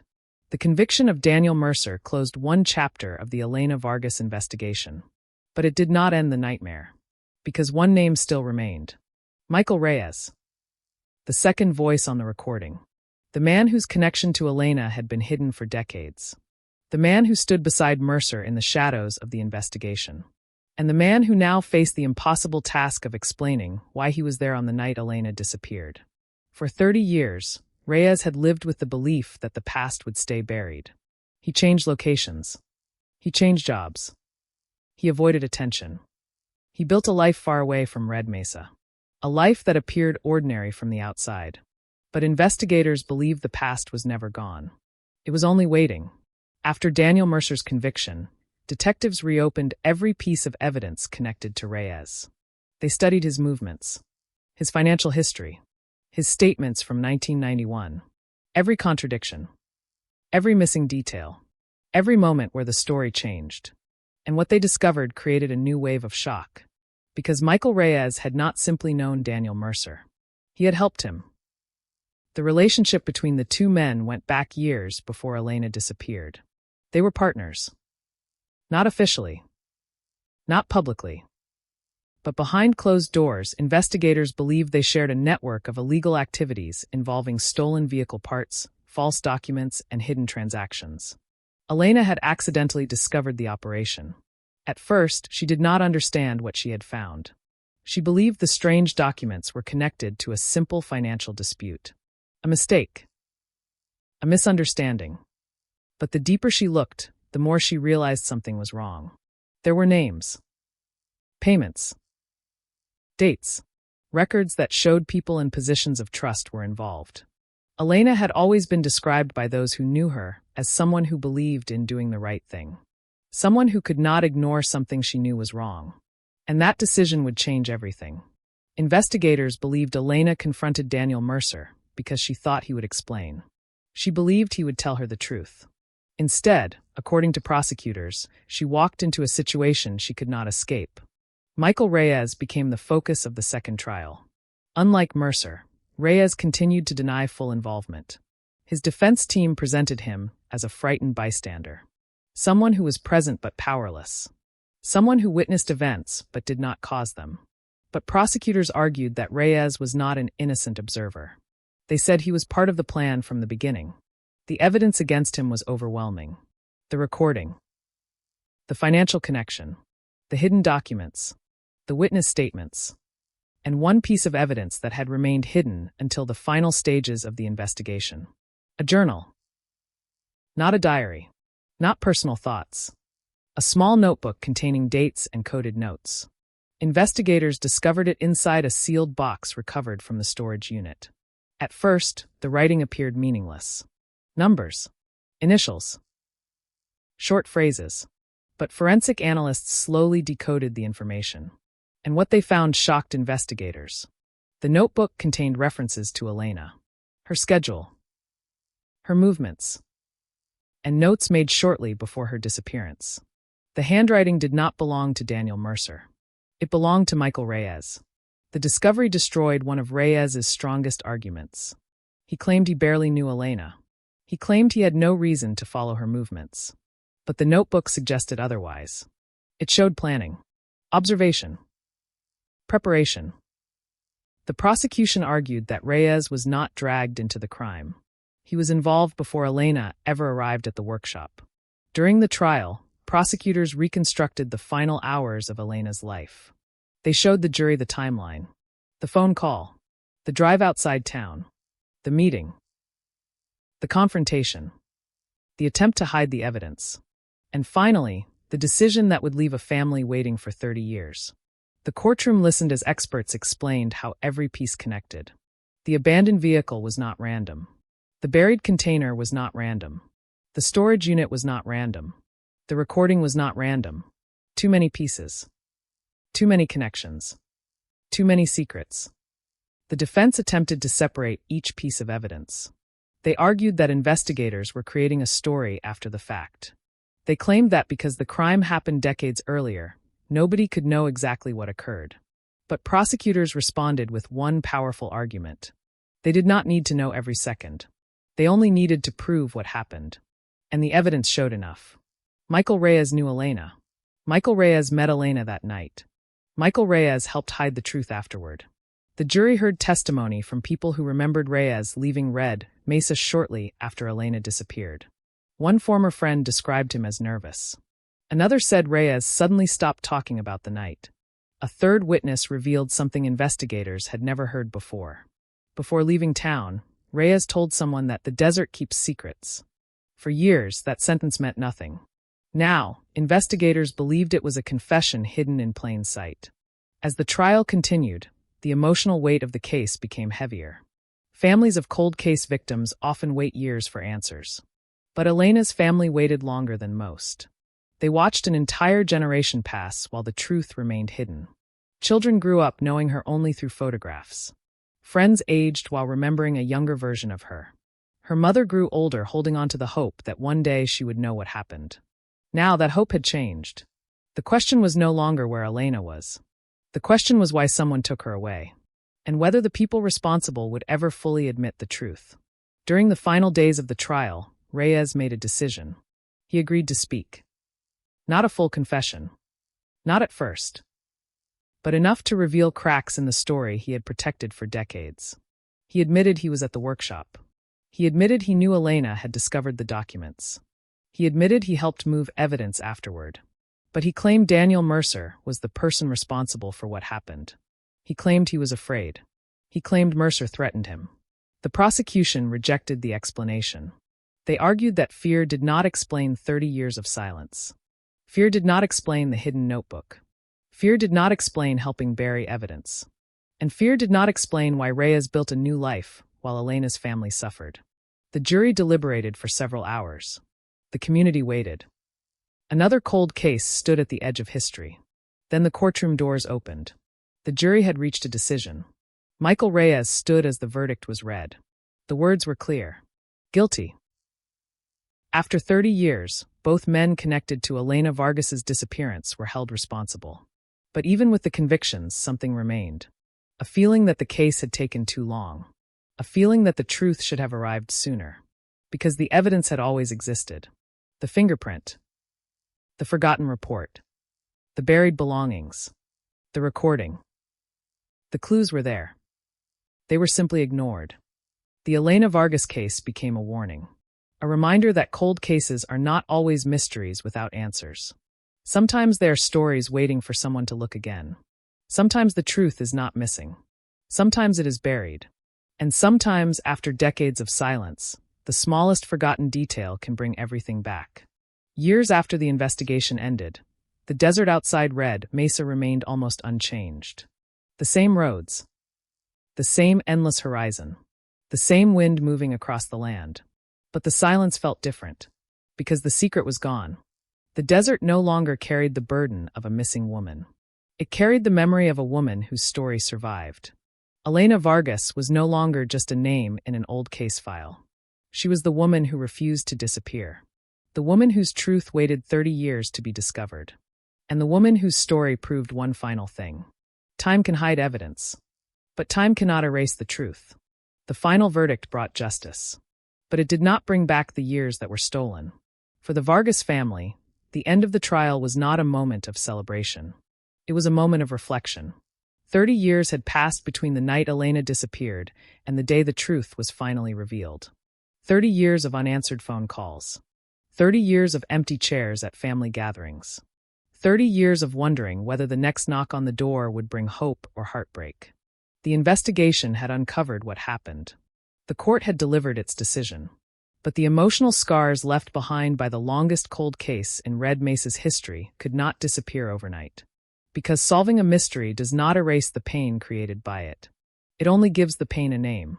And now, Elena Vargas finally had her name back. Not as a missing person. Not as a forgotten photograph on an old poster.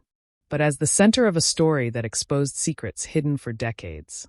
After the convictions of Daniel Mercer and Michael Reyes, investigators continued reviewing the case. Not because they doubted the verdict, but because they wanted to understand how something like this could happen. How could a woman disappear in a small community? How could evidence remain hidden for 30 years? How could two men believe they could escape forever? The answers were buried inside the mistakes of the original investigation. Mistakes that investigators from the new cold case team openly admitted. The original detectives were not careless. They were not unwilling to solve the case. They were working with the tools and information available at the time. In 1991, there was no modern DNA technology. No national fingerprint databases that could instantly connect evidence across states. No advanced digital reconstruction. No ability to recover damaged recordings with the precision available decades later. The case did not fail because nobody cared. The case failed because the truth was hidden behind limitations. But there was another painful reality. Some clues were there. Waiting. The fingerprint inside Elena's vehicle. The forgotten police report. The witness who remembered the truck. The suspicious departure from town. The buried belongings. The clues existed. They simply did not connect until years later. And that became the most haunting part of the entire investigation. The truth had never disappeared. It had been sitting quietly in the evidence room, waiting for someone to recognize its importance. After the trial, detectives returned to the original crime scene one final time. The abandoned service road where Elena's car had been found in 1991. The place where investigators first realized something was wrong. The place where the mystery began. The road looked different now. Nature had changed it. The landscape had shifted. New paths had formed. Old signs had disappeared. But standing there, investigators could still imagine the morning when Elena's vehicle was discovered. The unlocked door. The keys inside. The unfinished coffee. The impossible silence. For years, that vehicle represented the beginning of the mystery. Now it represented something else. the first piece of evidence in a story that took 30 years to complete. Investigators later described the case as a lesson in patience, a reminder that every cold case carries a story. Every file contains a person. Every piece of evidence represents a moment that someone experienced. And every unanswered question belongs to someone who is still waiting. The Vargas family worked with investigators to create a complete timeline of Elena's final day. The purpose was not only to understand the crime. It was to remember Elena herself. Before the headlines. Before the investigation. Before the mystery. She was a person with dreams. A person with plans. A person whose life was interrupted far too soon. Friends described her as someone who noticed things others ignored. Someone who asked questions. Someone who believed people deserved honesty. Those closest to her believed that was exactly why she became involved in the situation that ended her life. She saw something wrong. She refused to look away. And that decision made her dangerous to people who wanted silence. The recovered documents revealed more about what Elena had discovered. They showed a network of hidden transactions involving stolen vehicle parts and fraudulent records. A system that had existed quietly for years. Daniel Mercer and Michael Reyes had believed their operation was invisible. But Elena found the cracks. She found the information. She found the truth. And investigators believe she planned to expose it. The final report released after the trial described the case as one built around a chain of forgotten evidence. Not one dramatic discovery. Not one perfect clue. A chain. A fingerprint connected to a vehicle. A vehicle connected to a location. A location connected to buried evidence. Buried evidence connected to hidden documents. Hidden documents connected to a motive. And a motive connected to the truth. That chain survived because nobody could completely destroy it. Years after the investigation ended, journalists and crime researchers began studying the Elena Vargas case. Many focused on the technology that solved it. The fingerprint database. The forensic analysis. The recovered recording. But investigators emphasized something different. They said technology only opened the door. The real breakthrough came from asking one simple question. What if something was missed? That question changed everything. Because every cold case has a moment when someone decides to look again. And sometimes looking again is the difference between a mystery and justice. For the residents of Red Mesa, the case permanently changed how they viewed the town. A place they once considered quiet and safe became connected to one of the darkest investigations in local history. People remembered the years when Elena's name appeared on missing posters. They remembered conversations in grocery stores. Whispers at community events. Theories passed between neighbors. Some believed she left voluntarily. Some believed she was never found because she wanted to disappear. Others believed someone close to her knew more than they admitted. Decades of uncertainty created hundreds of theories. But the truth was far more disturbing. She did not disappear. Someone made her disappear. And someone spent years trying to make sure nobody discovered why. The final chapter of the investigation came when Elena Vargas was finally laid to rest. The ceremony was private, a gathering of family and close friends, people who had waited decades for this moment. There were photographs, memories. Stories about the woman Elena was before the tragedy. Her family placed flowers beside her, not as a goodbye, but as a promise. A promise that she would never again be reduced to a cold case file. Never again be only a mystery. Never again be a question without an answer. The story of Elena Vargas became one of the most unforgettable cold cases in New Mexico. A case that showed how time can bury evidence. But it also showed how time can preserve it. Because beneath the dust, beneath the forgotten records, beneath the years of silence, the truth was still there. Waiting. The final investigation report contained one sentence that investigators said summarized everything. The evidence was never gone. It was simply waiting for someone to find it. And that became the legacy of the Elena Vargas case. Not just a story about crime. Not just a story about betrayal. But a story about persistence. About families who refused to stop searching. About investigators who refused to close the file forever. And about the power of a single forgotten clue. A fingerprint left behind. A voice preserved. A piece of evidence buried beneath the desert. 3 decades after Elena Vargas vanished, the mystery was finally solved. But the question that remained with everyone who followed the case was the same. How many other secrets are still hidden? How many other cold cases are waiting for someone to look again? Because somewhere beneath forgotten floors, inside old evidence rooms, and buried beneath years of silence, the truth may still be waiting. Just like it waited in Red Mesa. Just like it waited for Elena. The desert outside Red Mesa looked exactly the same as it had for decades. The same endless horizon. The same dry wind moving across the empty roads. The same silent landscape that had watched a mystery grow from a single missing person report into one of the most haunting cold cases in New Mexico history. But something had changed. The desert no longer held the secret. For 30 years, people had driven past those roads without knowing that beneath the surface, beneath the dust and forgotten earth, the answer to Elena Vargas's disappearance was waiting. Now the truth had been uncovered. The names were known. The evidence had been revealed. The courtroom had spoken. But the story of Elena Vargas did not end with a conviction. Because some cases do not disappear when they are solved. Some cases remain. They become part of a community's memory. A reminder of what was lost. A reminder of what was hidden. A reminder that justice sometimes arrives slowly. Painfully slowly. But when it finally arrives, it changes everything. The Elena Vargas case became more than a criminal investigation. It became a story about time. A story about how decades can pass while evidence sits untouched. How witnesses grow older. How memories fade. How families continue waiting. And how one forgotten detail can eventually break through years of silence. The fingerprint was only one piece. The smallest piece. A mark left behind on a vehicle in 1991. At the time, it meant nothing. No match. No answer. No breakthrough. Just another detail inside a massive investigation. But 30 years later, that fingerprint became the first crack in a wall of lies. Once that crack appeared, everything hidden behind it began to collapse. The investigation revealed a truth that shocked even experienced detectives. Daniel Mercer and Michael Reyes had not simply escaped justice. They had built their entire lives around the belief that they had. They believed distance would protect them. They believed time would erase the evidence. They believed people would eventually stop asking questions.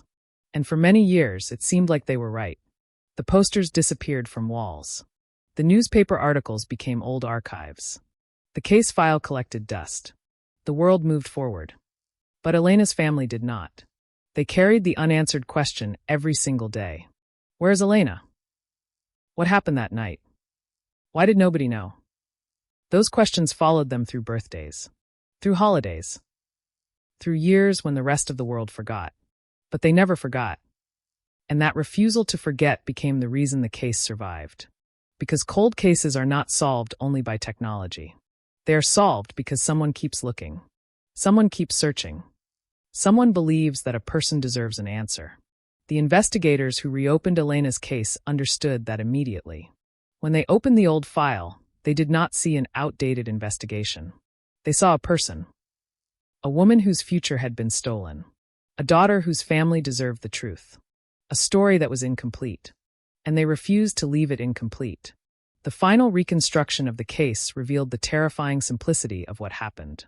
Elena Vargas discovered information she was never supposed to find. She uncovered secrets connected to Daniel Mercer and Michael Reyes. She believed the truth could protect others. She believed exposing wrongdoing was the right thing to do.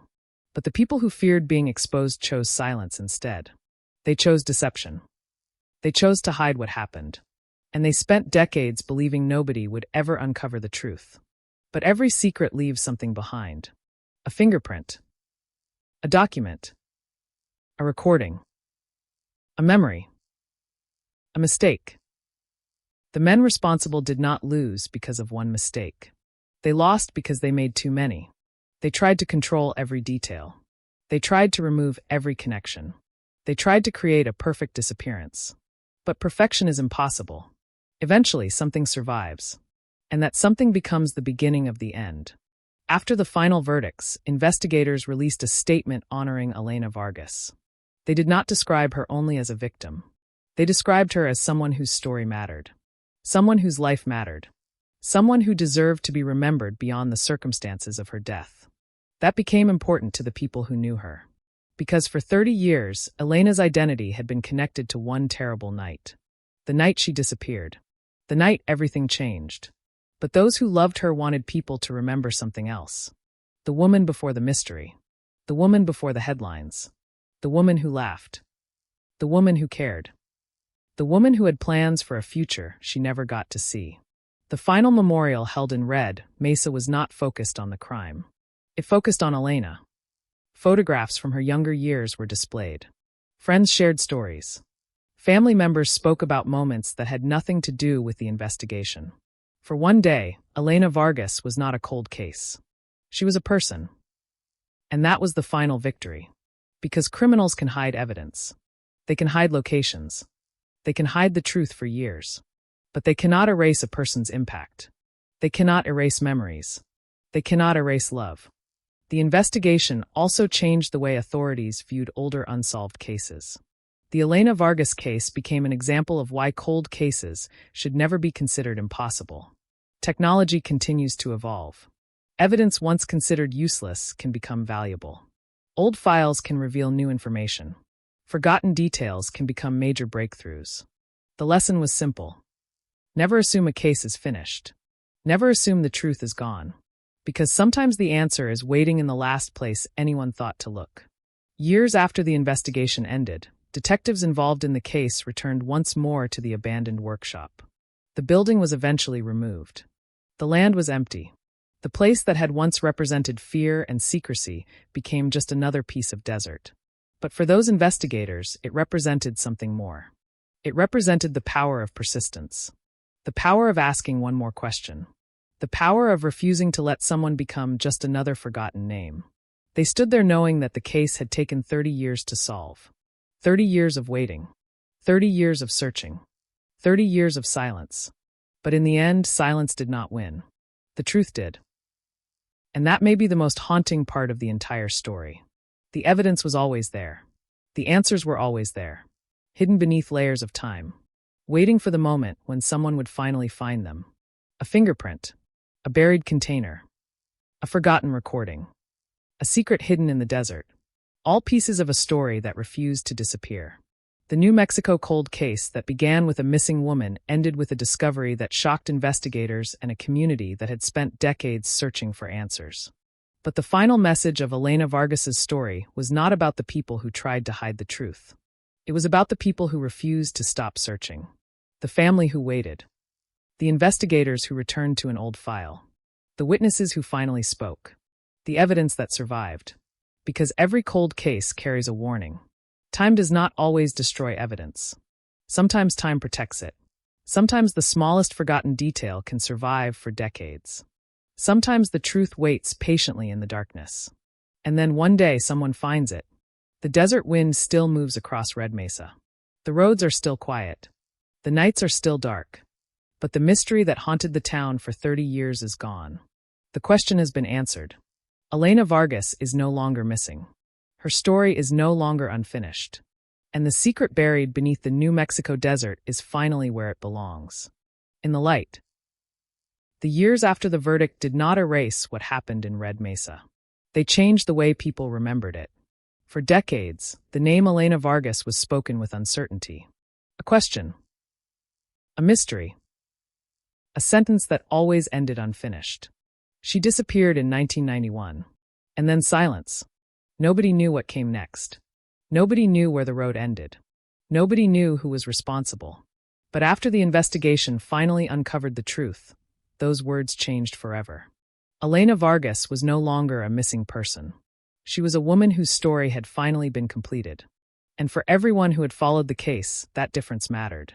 Because a cold case is not just a file sitting inside a police department. It is not just evidence numbers. It is not just photographs stored in boxes. A cold case is a family waiting. A mother growing older. A brother remembering a voice that he has not heard in decades. A friend looking at an old photograph and wondering what could have been. Every year that passed after Elena disappeared represented another year stolen from the people who loved her. Another year without answers. Another year where hope and pain existed together. And that was the cruelest part. Because when someone disappears, families do not experience a single moment of loss. They experience thousands. Every morning they wake up and remember. Every holiday brings another empty chair. Every phone call creates a moment of impossible hope. Every unknown vehicle passing the house creates the same thought. Could it be her? Could this finally be the moment? For Elena's family, that cycle lasted 30 years. Until the desert finally gave them the answer they had been waiting for. But answers have a complicated power. They can bring peace. But they can also bring pain. Knowing the truth meant accepting that Elena would never return. There would be no unexpected reunion. No knock at the door. No imposible miracle. Only the reality of what happened. And yet, even through that pain, Elena's family said something investigators never forgot. They said knowing the truth was better than living with uncertainty. Because uncertainty is a prison. A place where the mind creates endless possibilities. A place where every ending remains possible. The truth hurts. But the truth allows people to heal. That became one of the most powerful lessons from the Elena Vargas case. Justice is not only about punishment. Justice is also about answers.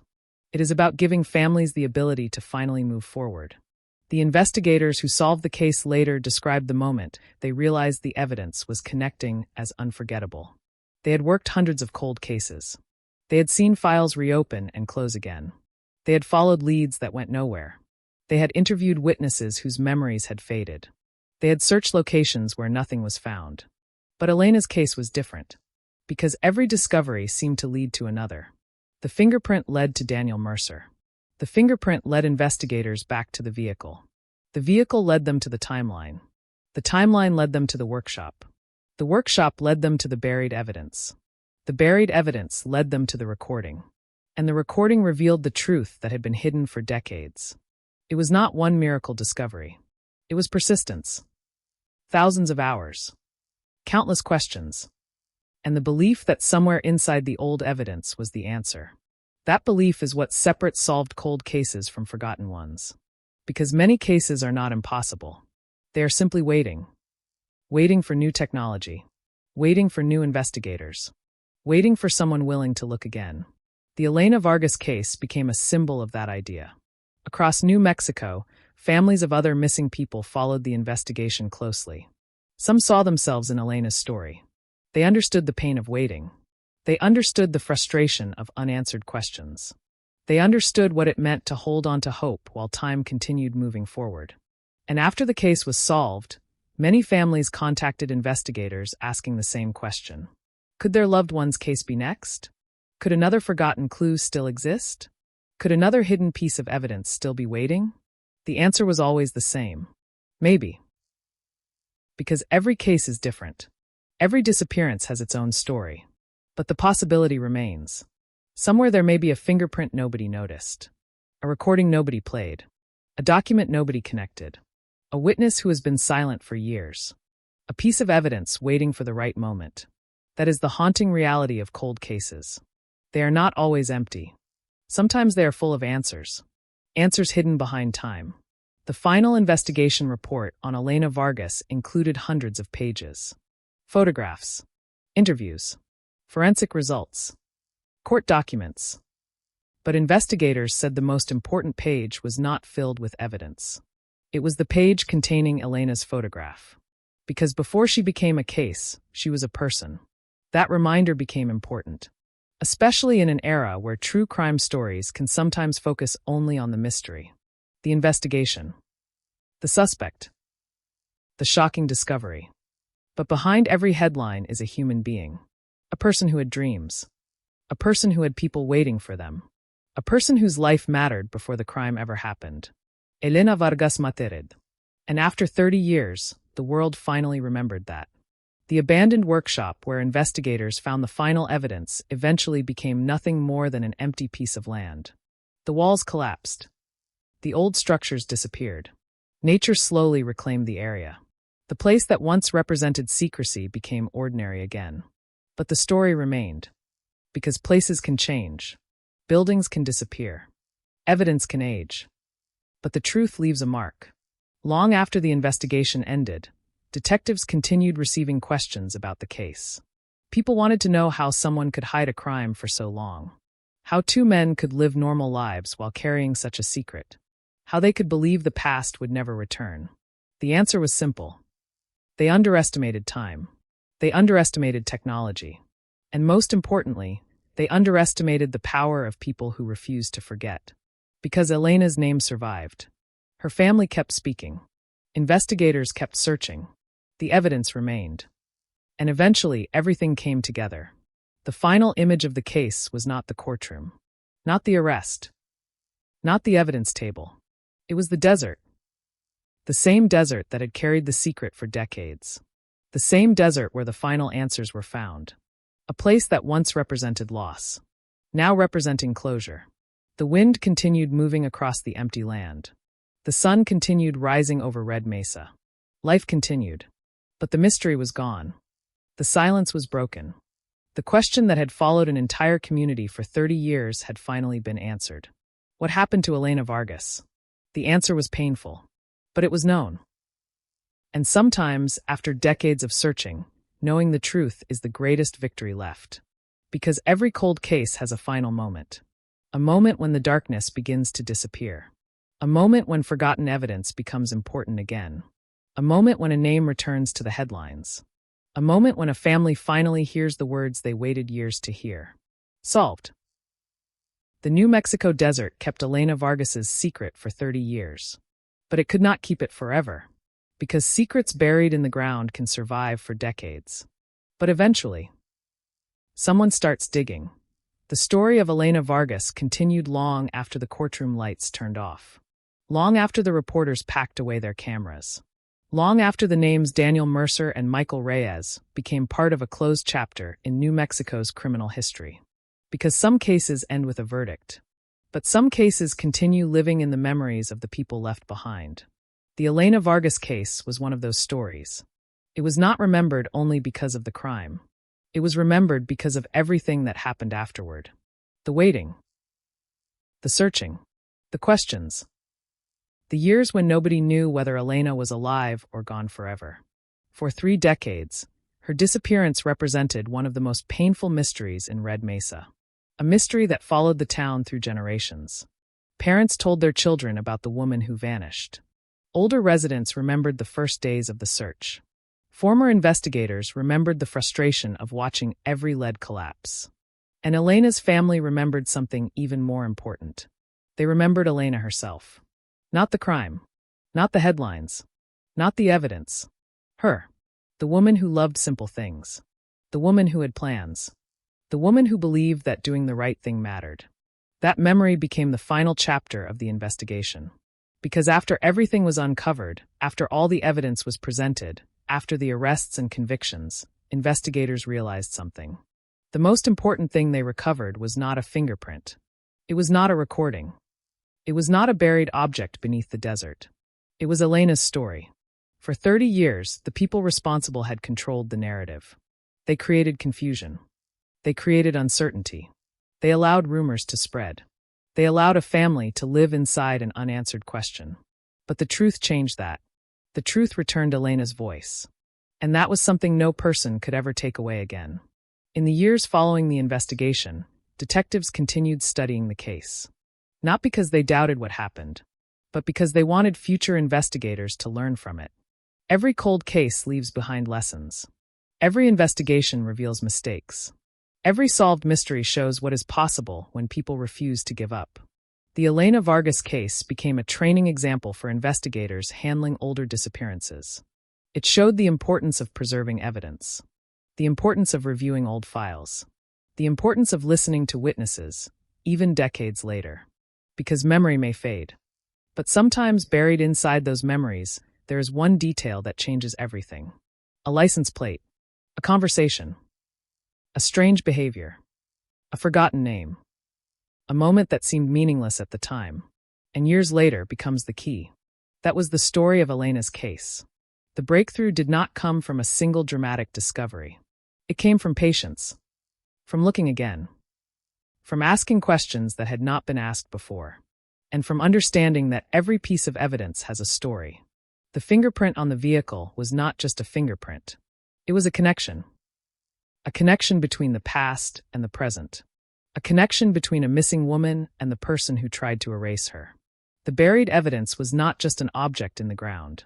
It was a message from history. A message saying, Someone knew. Someone remembered. Someone left something behind. The recording was not just an old cassette. It was a voice from another time. A voice that traveled across decades to reveal what happened. That is why the case became unforgettable. Because the evidence did not simply solve a crime. It challenged the idea that time always wins.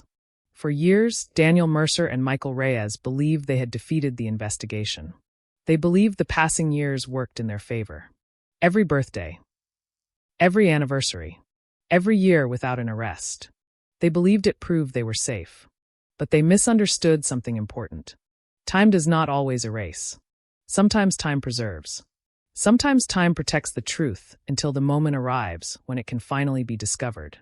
And when that moment came, everything changed. The old evidence became new again. The forgotten became important. The impossible became reality. The cold case became solved. But for the community of Red Mesa, the case remained a reminder of something darker. That evil does not always appear obvious. Sometimes it hides behind familiar faces. Sometimes it hides behind ordinary lives. Sometimes the people closest to a mystery are the ones who know the most.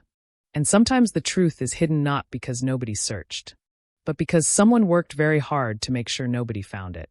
The final years of Elena's mother, Rosa Vargas, were different from the years before. She no longer waited by the phone hoping for impossible news. She no longer wondered if her daughter was somewhere in the world. She no longer lived between hope and fear. She had the answer. A painful answer. But an answer. And that gave her something she had not had for 30 years. Peace. At Elena's memorial, family members placed photographs beside flowers. Not crime scene photographs. Not missing person posters. Real photographs. Moments from a life before tragedy. A smile. A celebration. A young woman surrounded by people who loved her. That was how Elena wanted to be remembered. Not as a mystery. Not as a headline. Not as a cold case. But as Elena. And perhaps that was the greatest victory of all. Because criminals can steal years. They can create fear. They can hide the truth. But they cannot erase who someone was. They cannot erase the love people had for them. They cannot erase the impact of a life. The story of Elena Vargas eventually became known far beyond New Mexico. Not because of the horror, but because of the persistence. Because it proved that forgotten cases can still find answers. Because it showed that families who continue searching are never truly searching alone. Somewhere, someone is always looking. Somewhere, someone is always asking another question. Somewhere, someone is opening an old file and wondering, what did everyone miss? That question changed Elena's case forever. And it may change others too. Because every cold case has a moment waiting. A moment when the past reaches into the present. A moment when a forgotten clue becomes impossible to ignore. A moment when silence finally breaks. For Elena Vargas, that moment came after 30 years. 30 years after the phone call. 30 years after the abandoned car. 30 years after the desert became the place where everyone thought the truth had disappeared. But the truth was never gone. It was there. Hidden. Waiting. And when investigators finally uncovered it, they proved something that every cold case carries inside it. The past does not disappear. It waits. The wind still moves across the New Mexico desert. The roads are still quiet. The nights are still filled with darkness. But the secret is gone. The question has been answered. The woman who vanished in 1991 is no longer only a memory. She is a story of survival. A story of justice. A story of a family that refused to stop believing. And a story that will remain forever connected to one haunting truth. A single fingerprint. A buried piece of evidence. And a mystery that waited 3 decades to finally speak.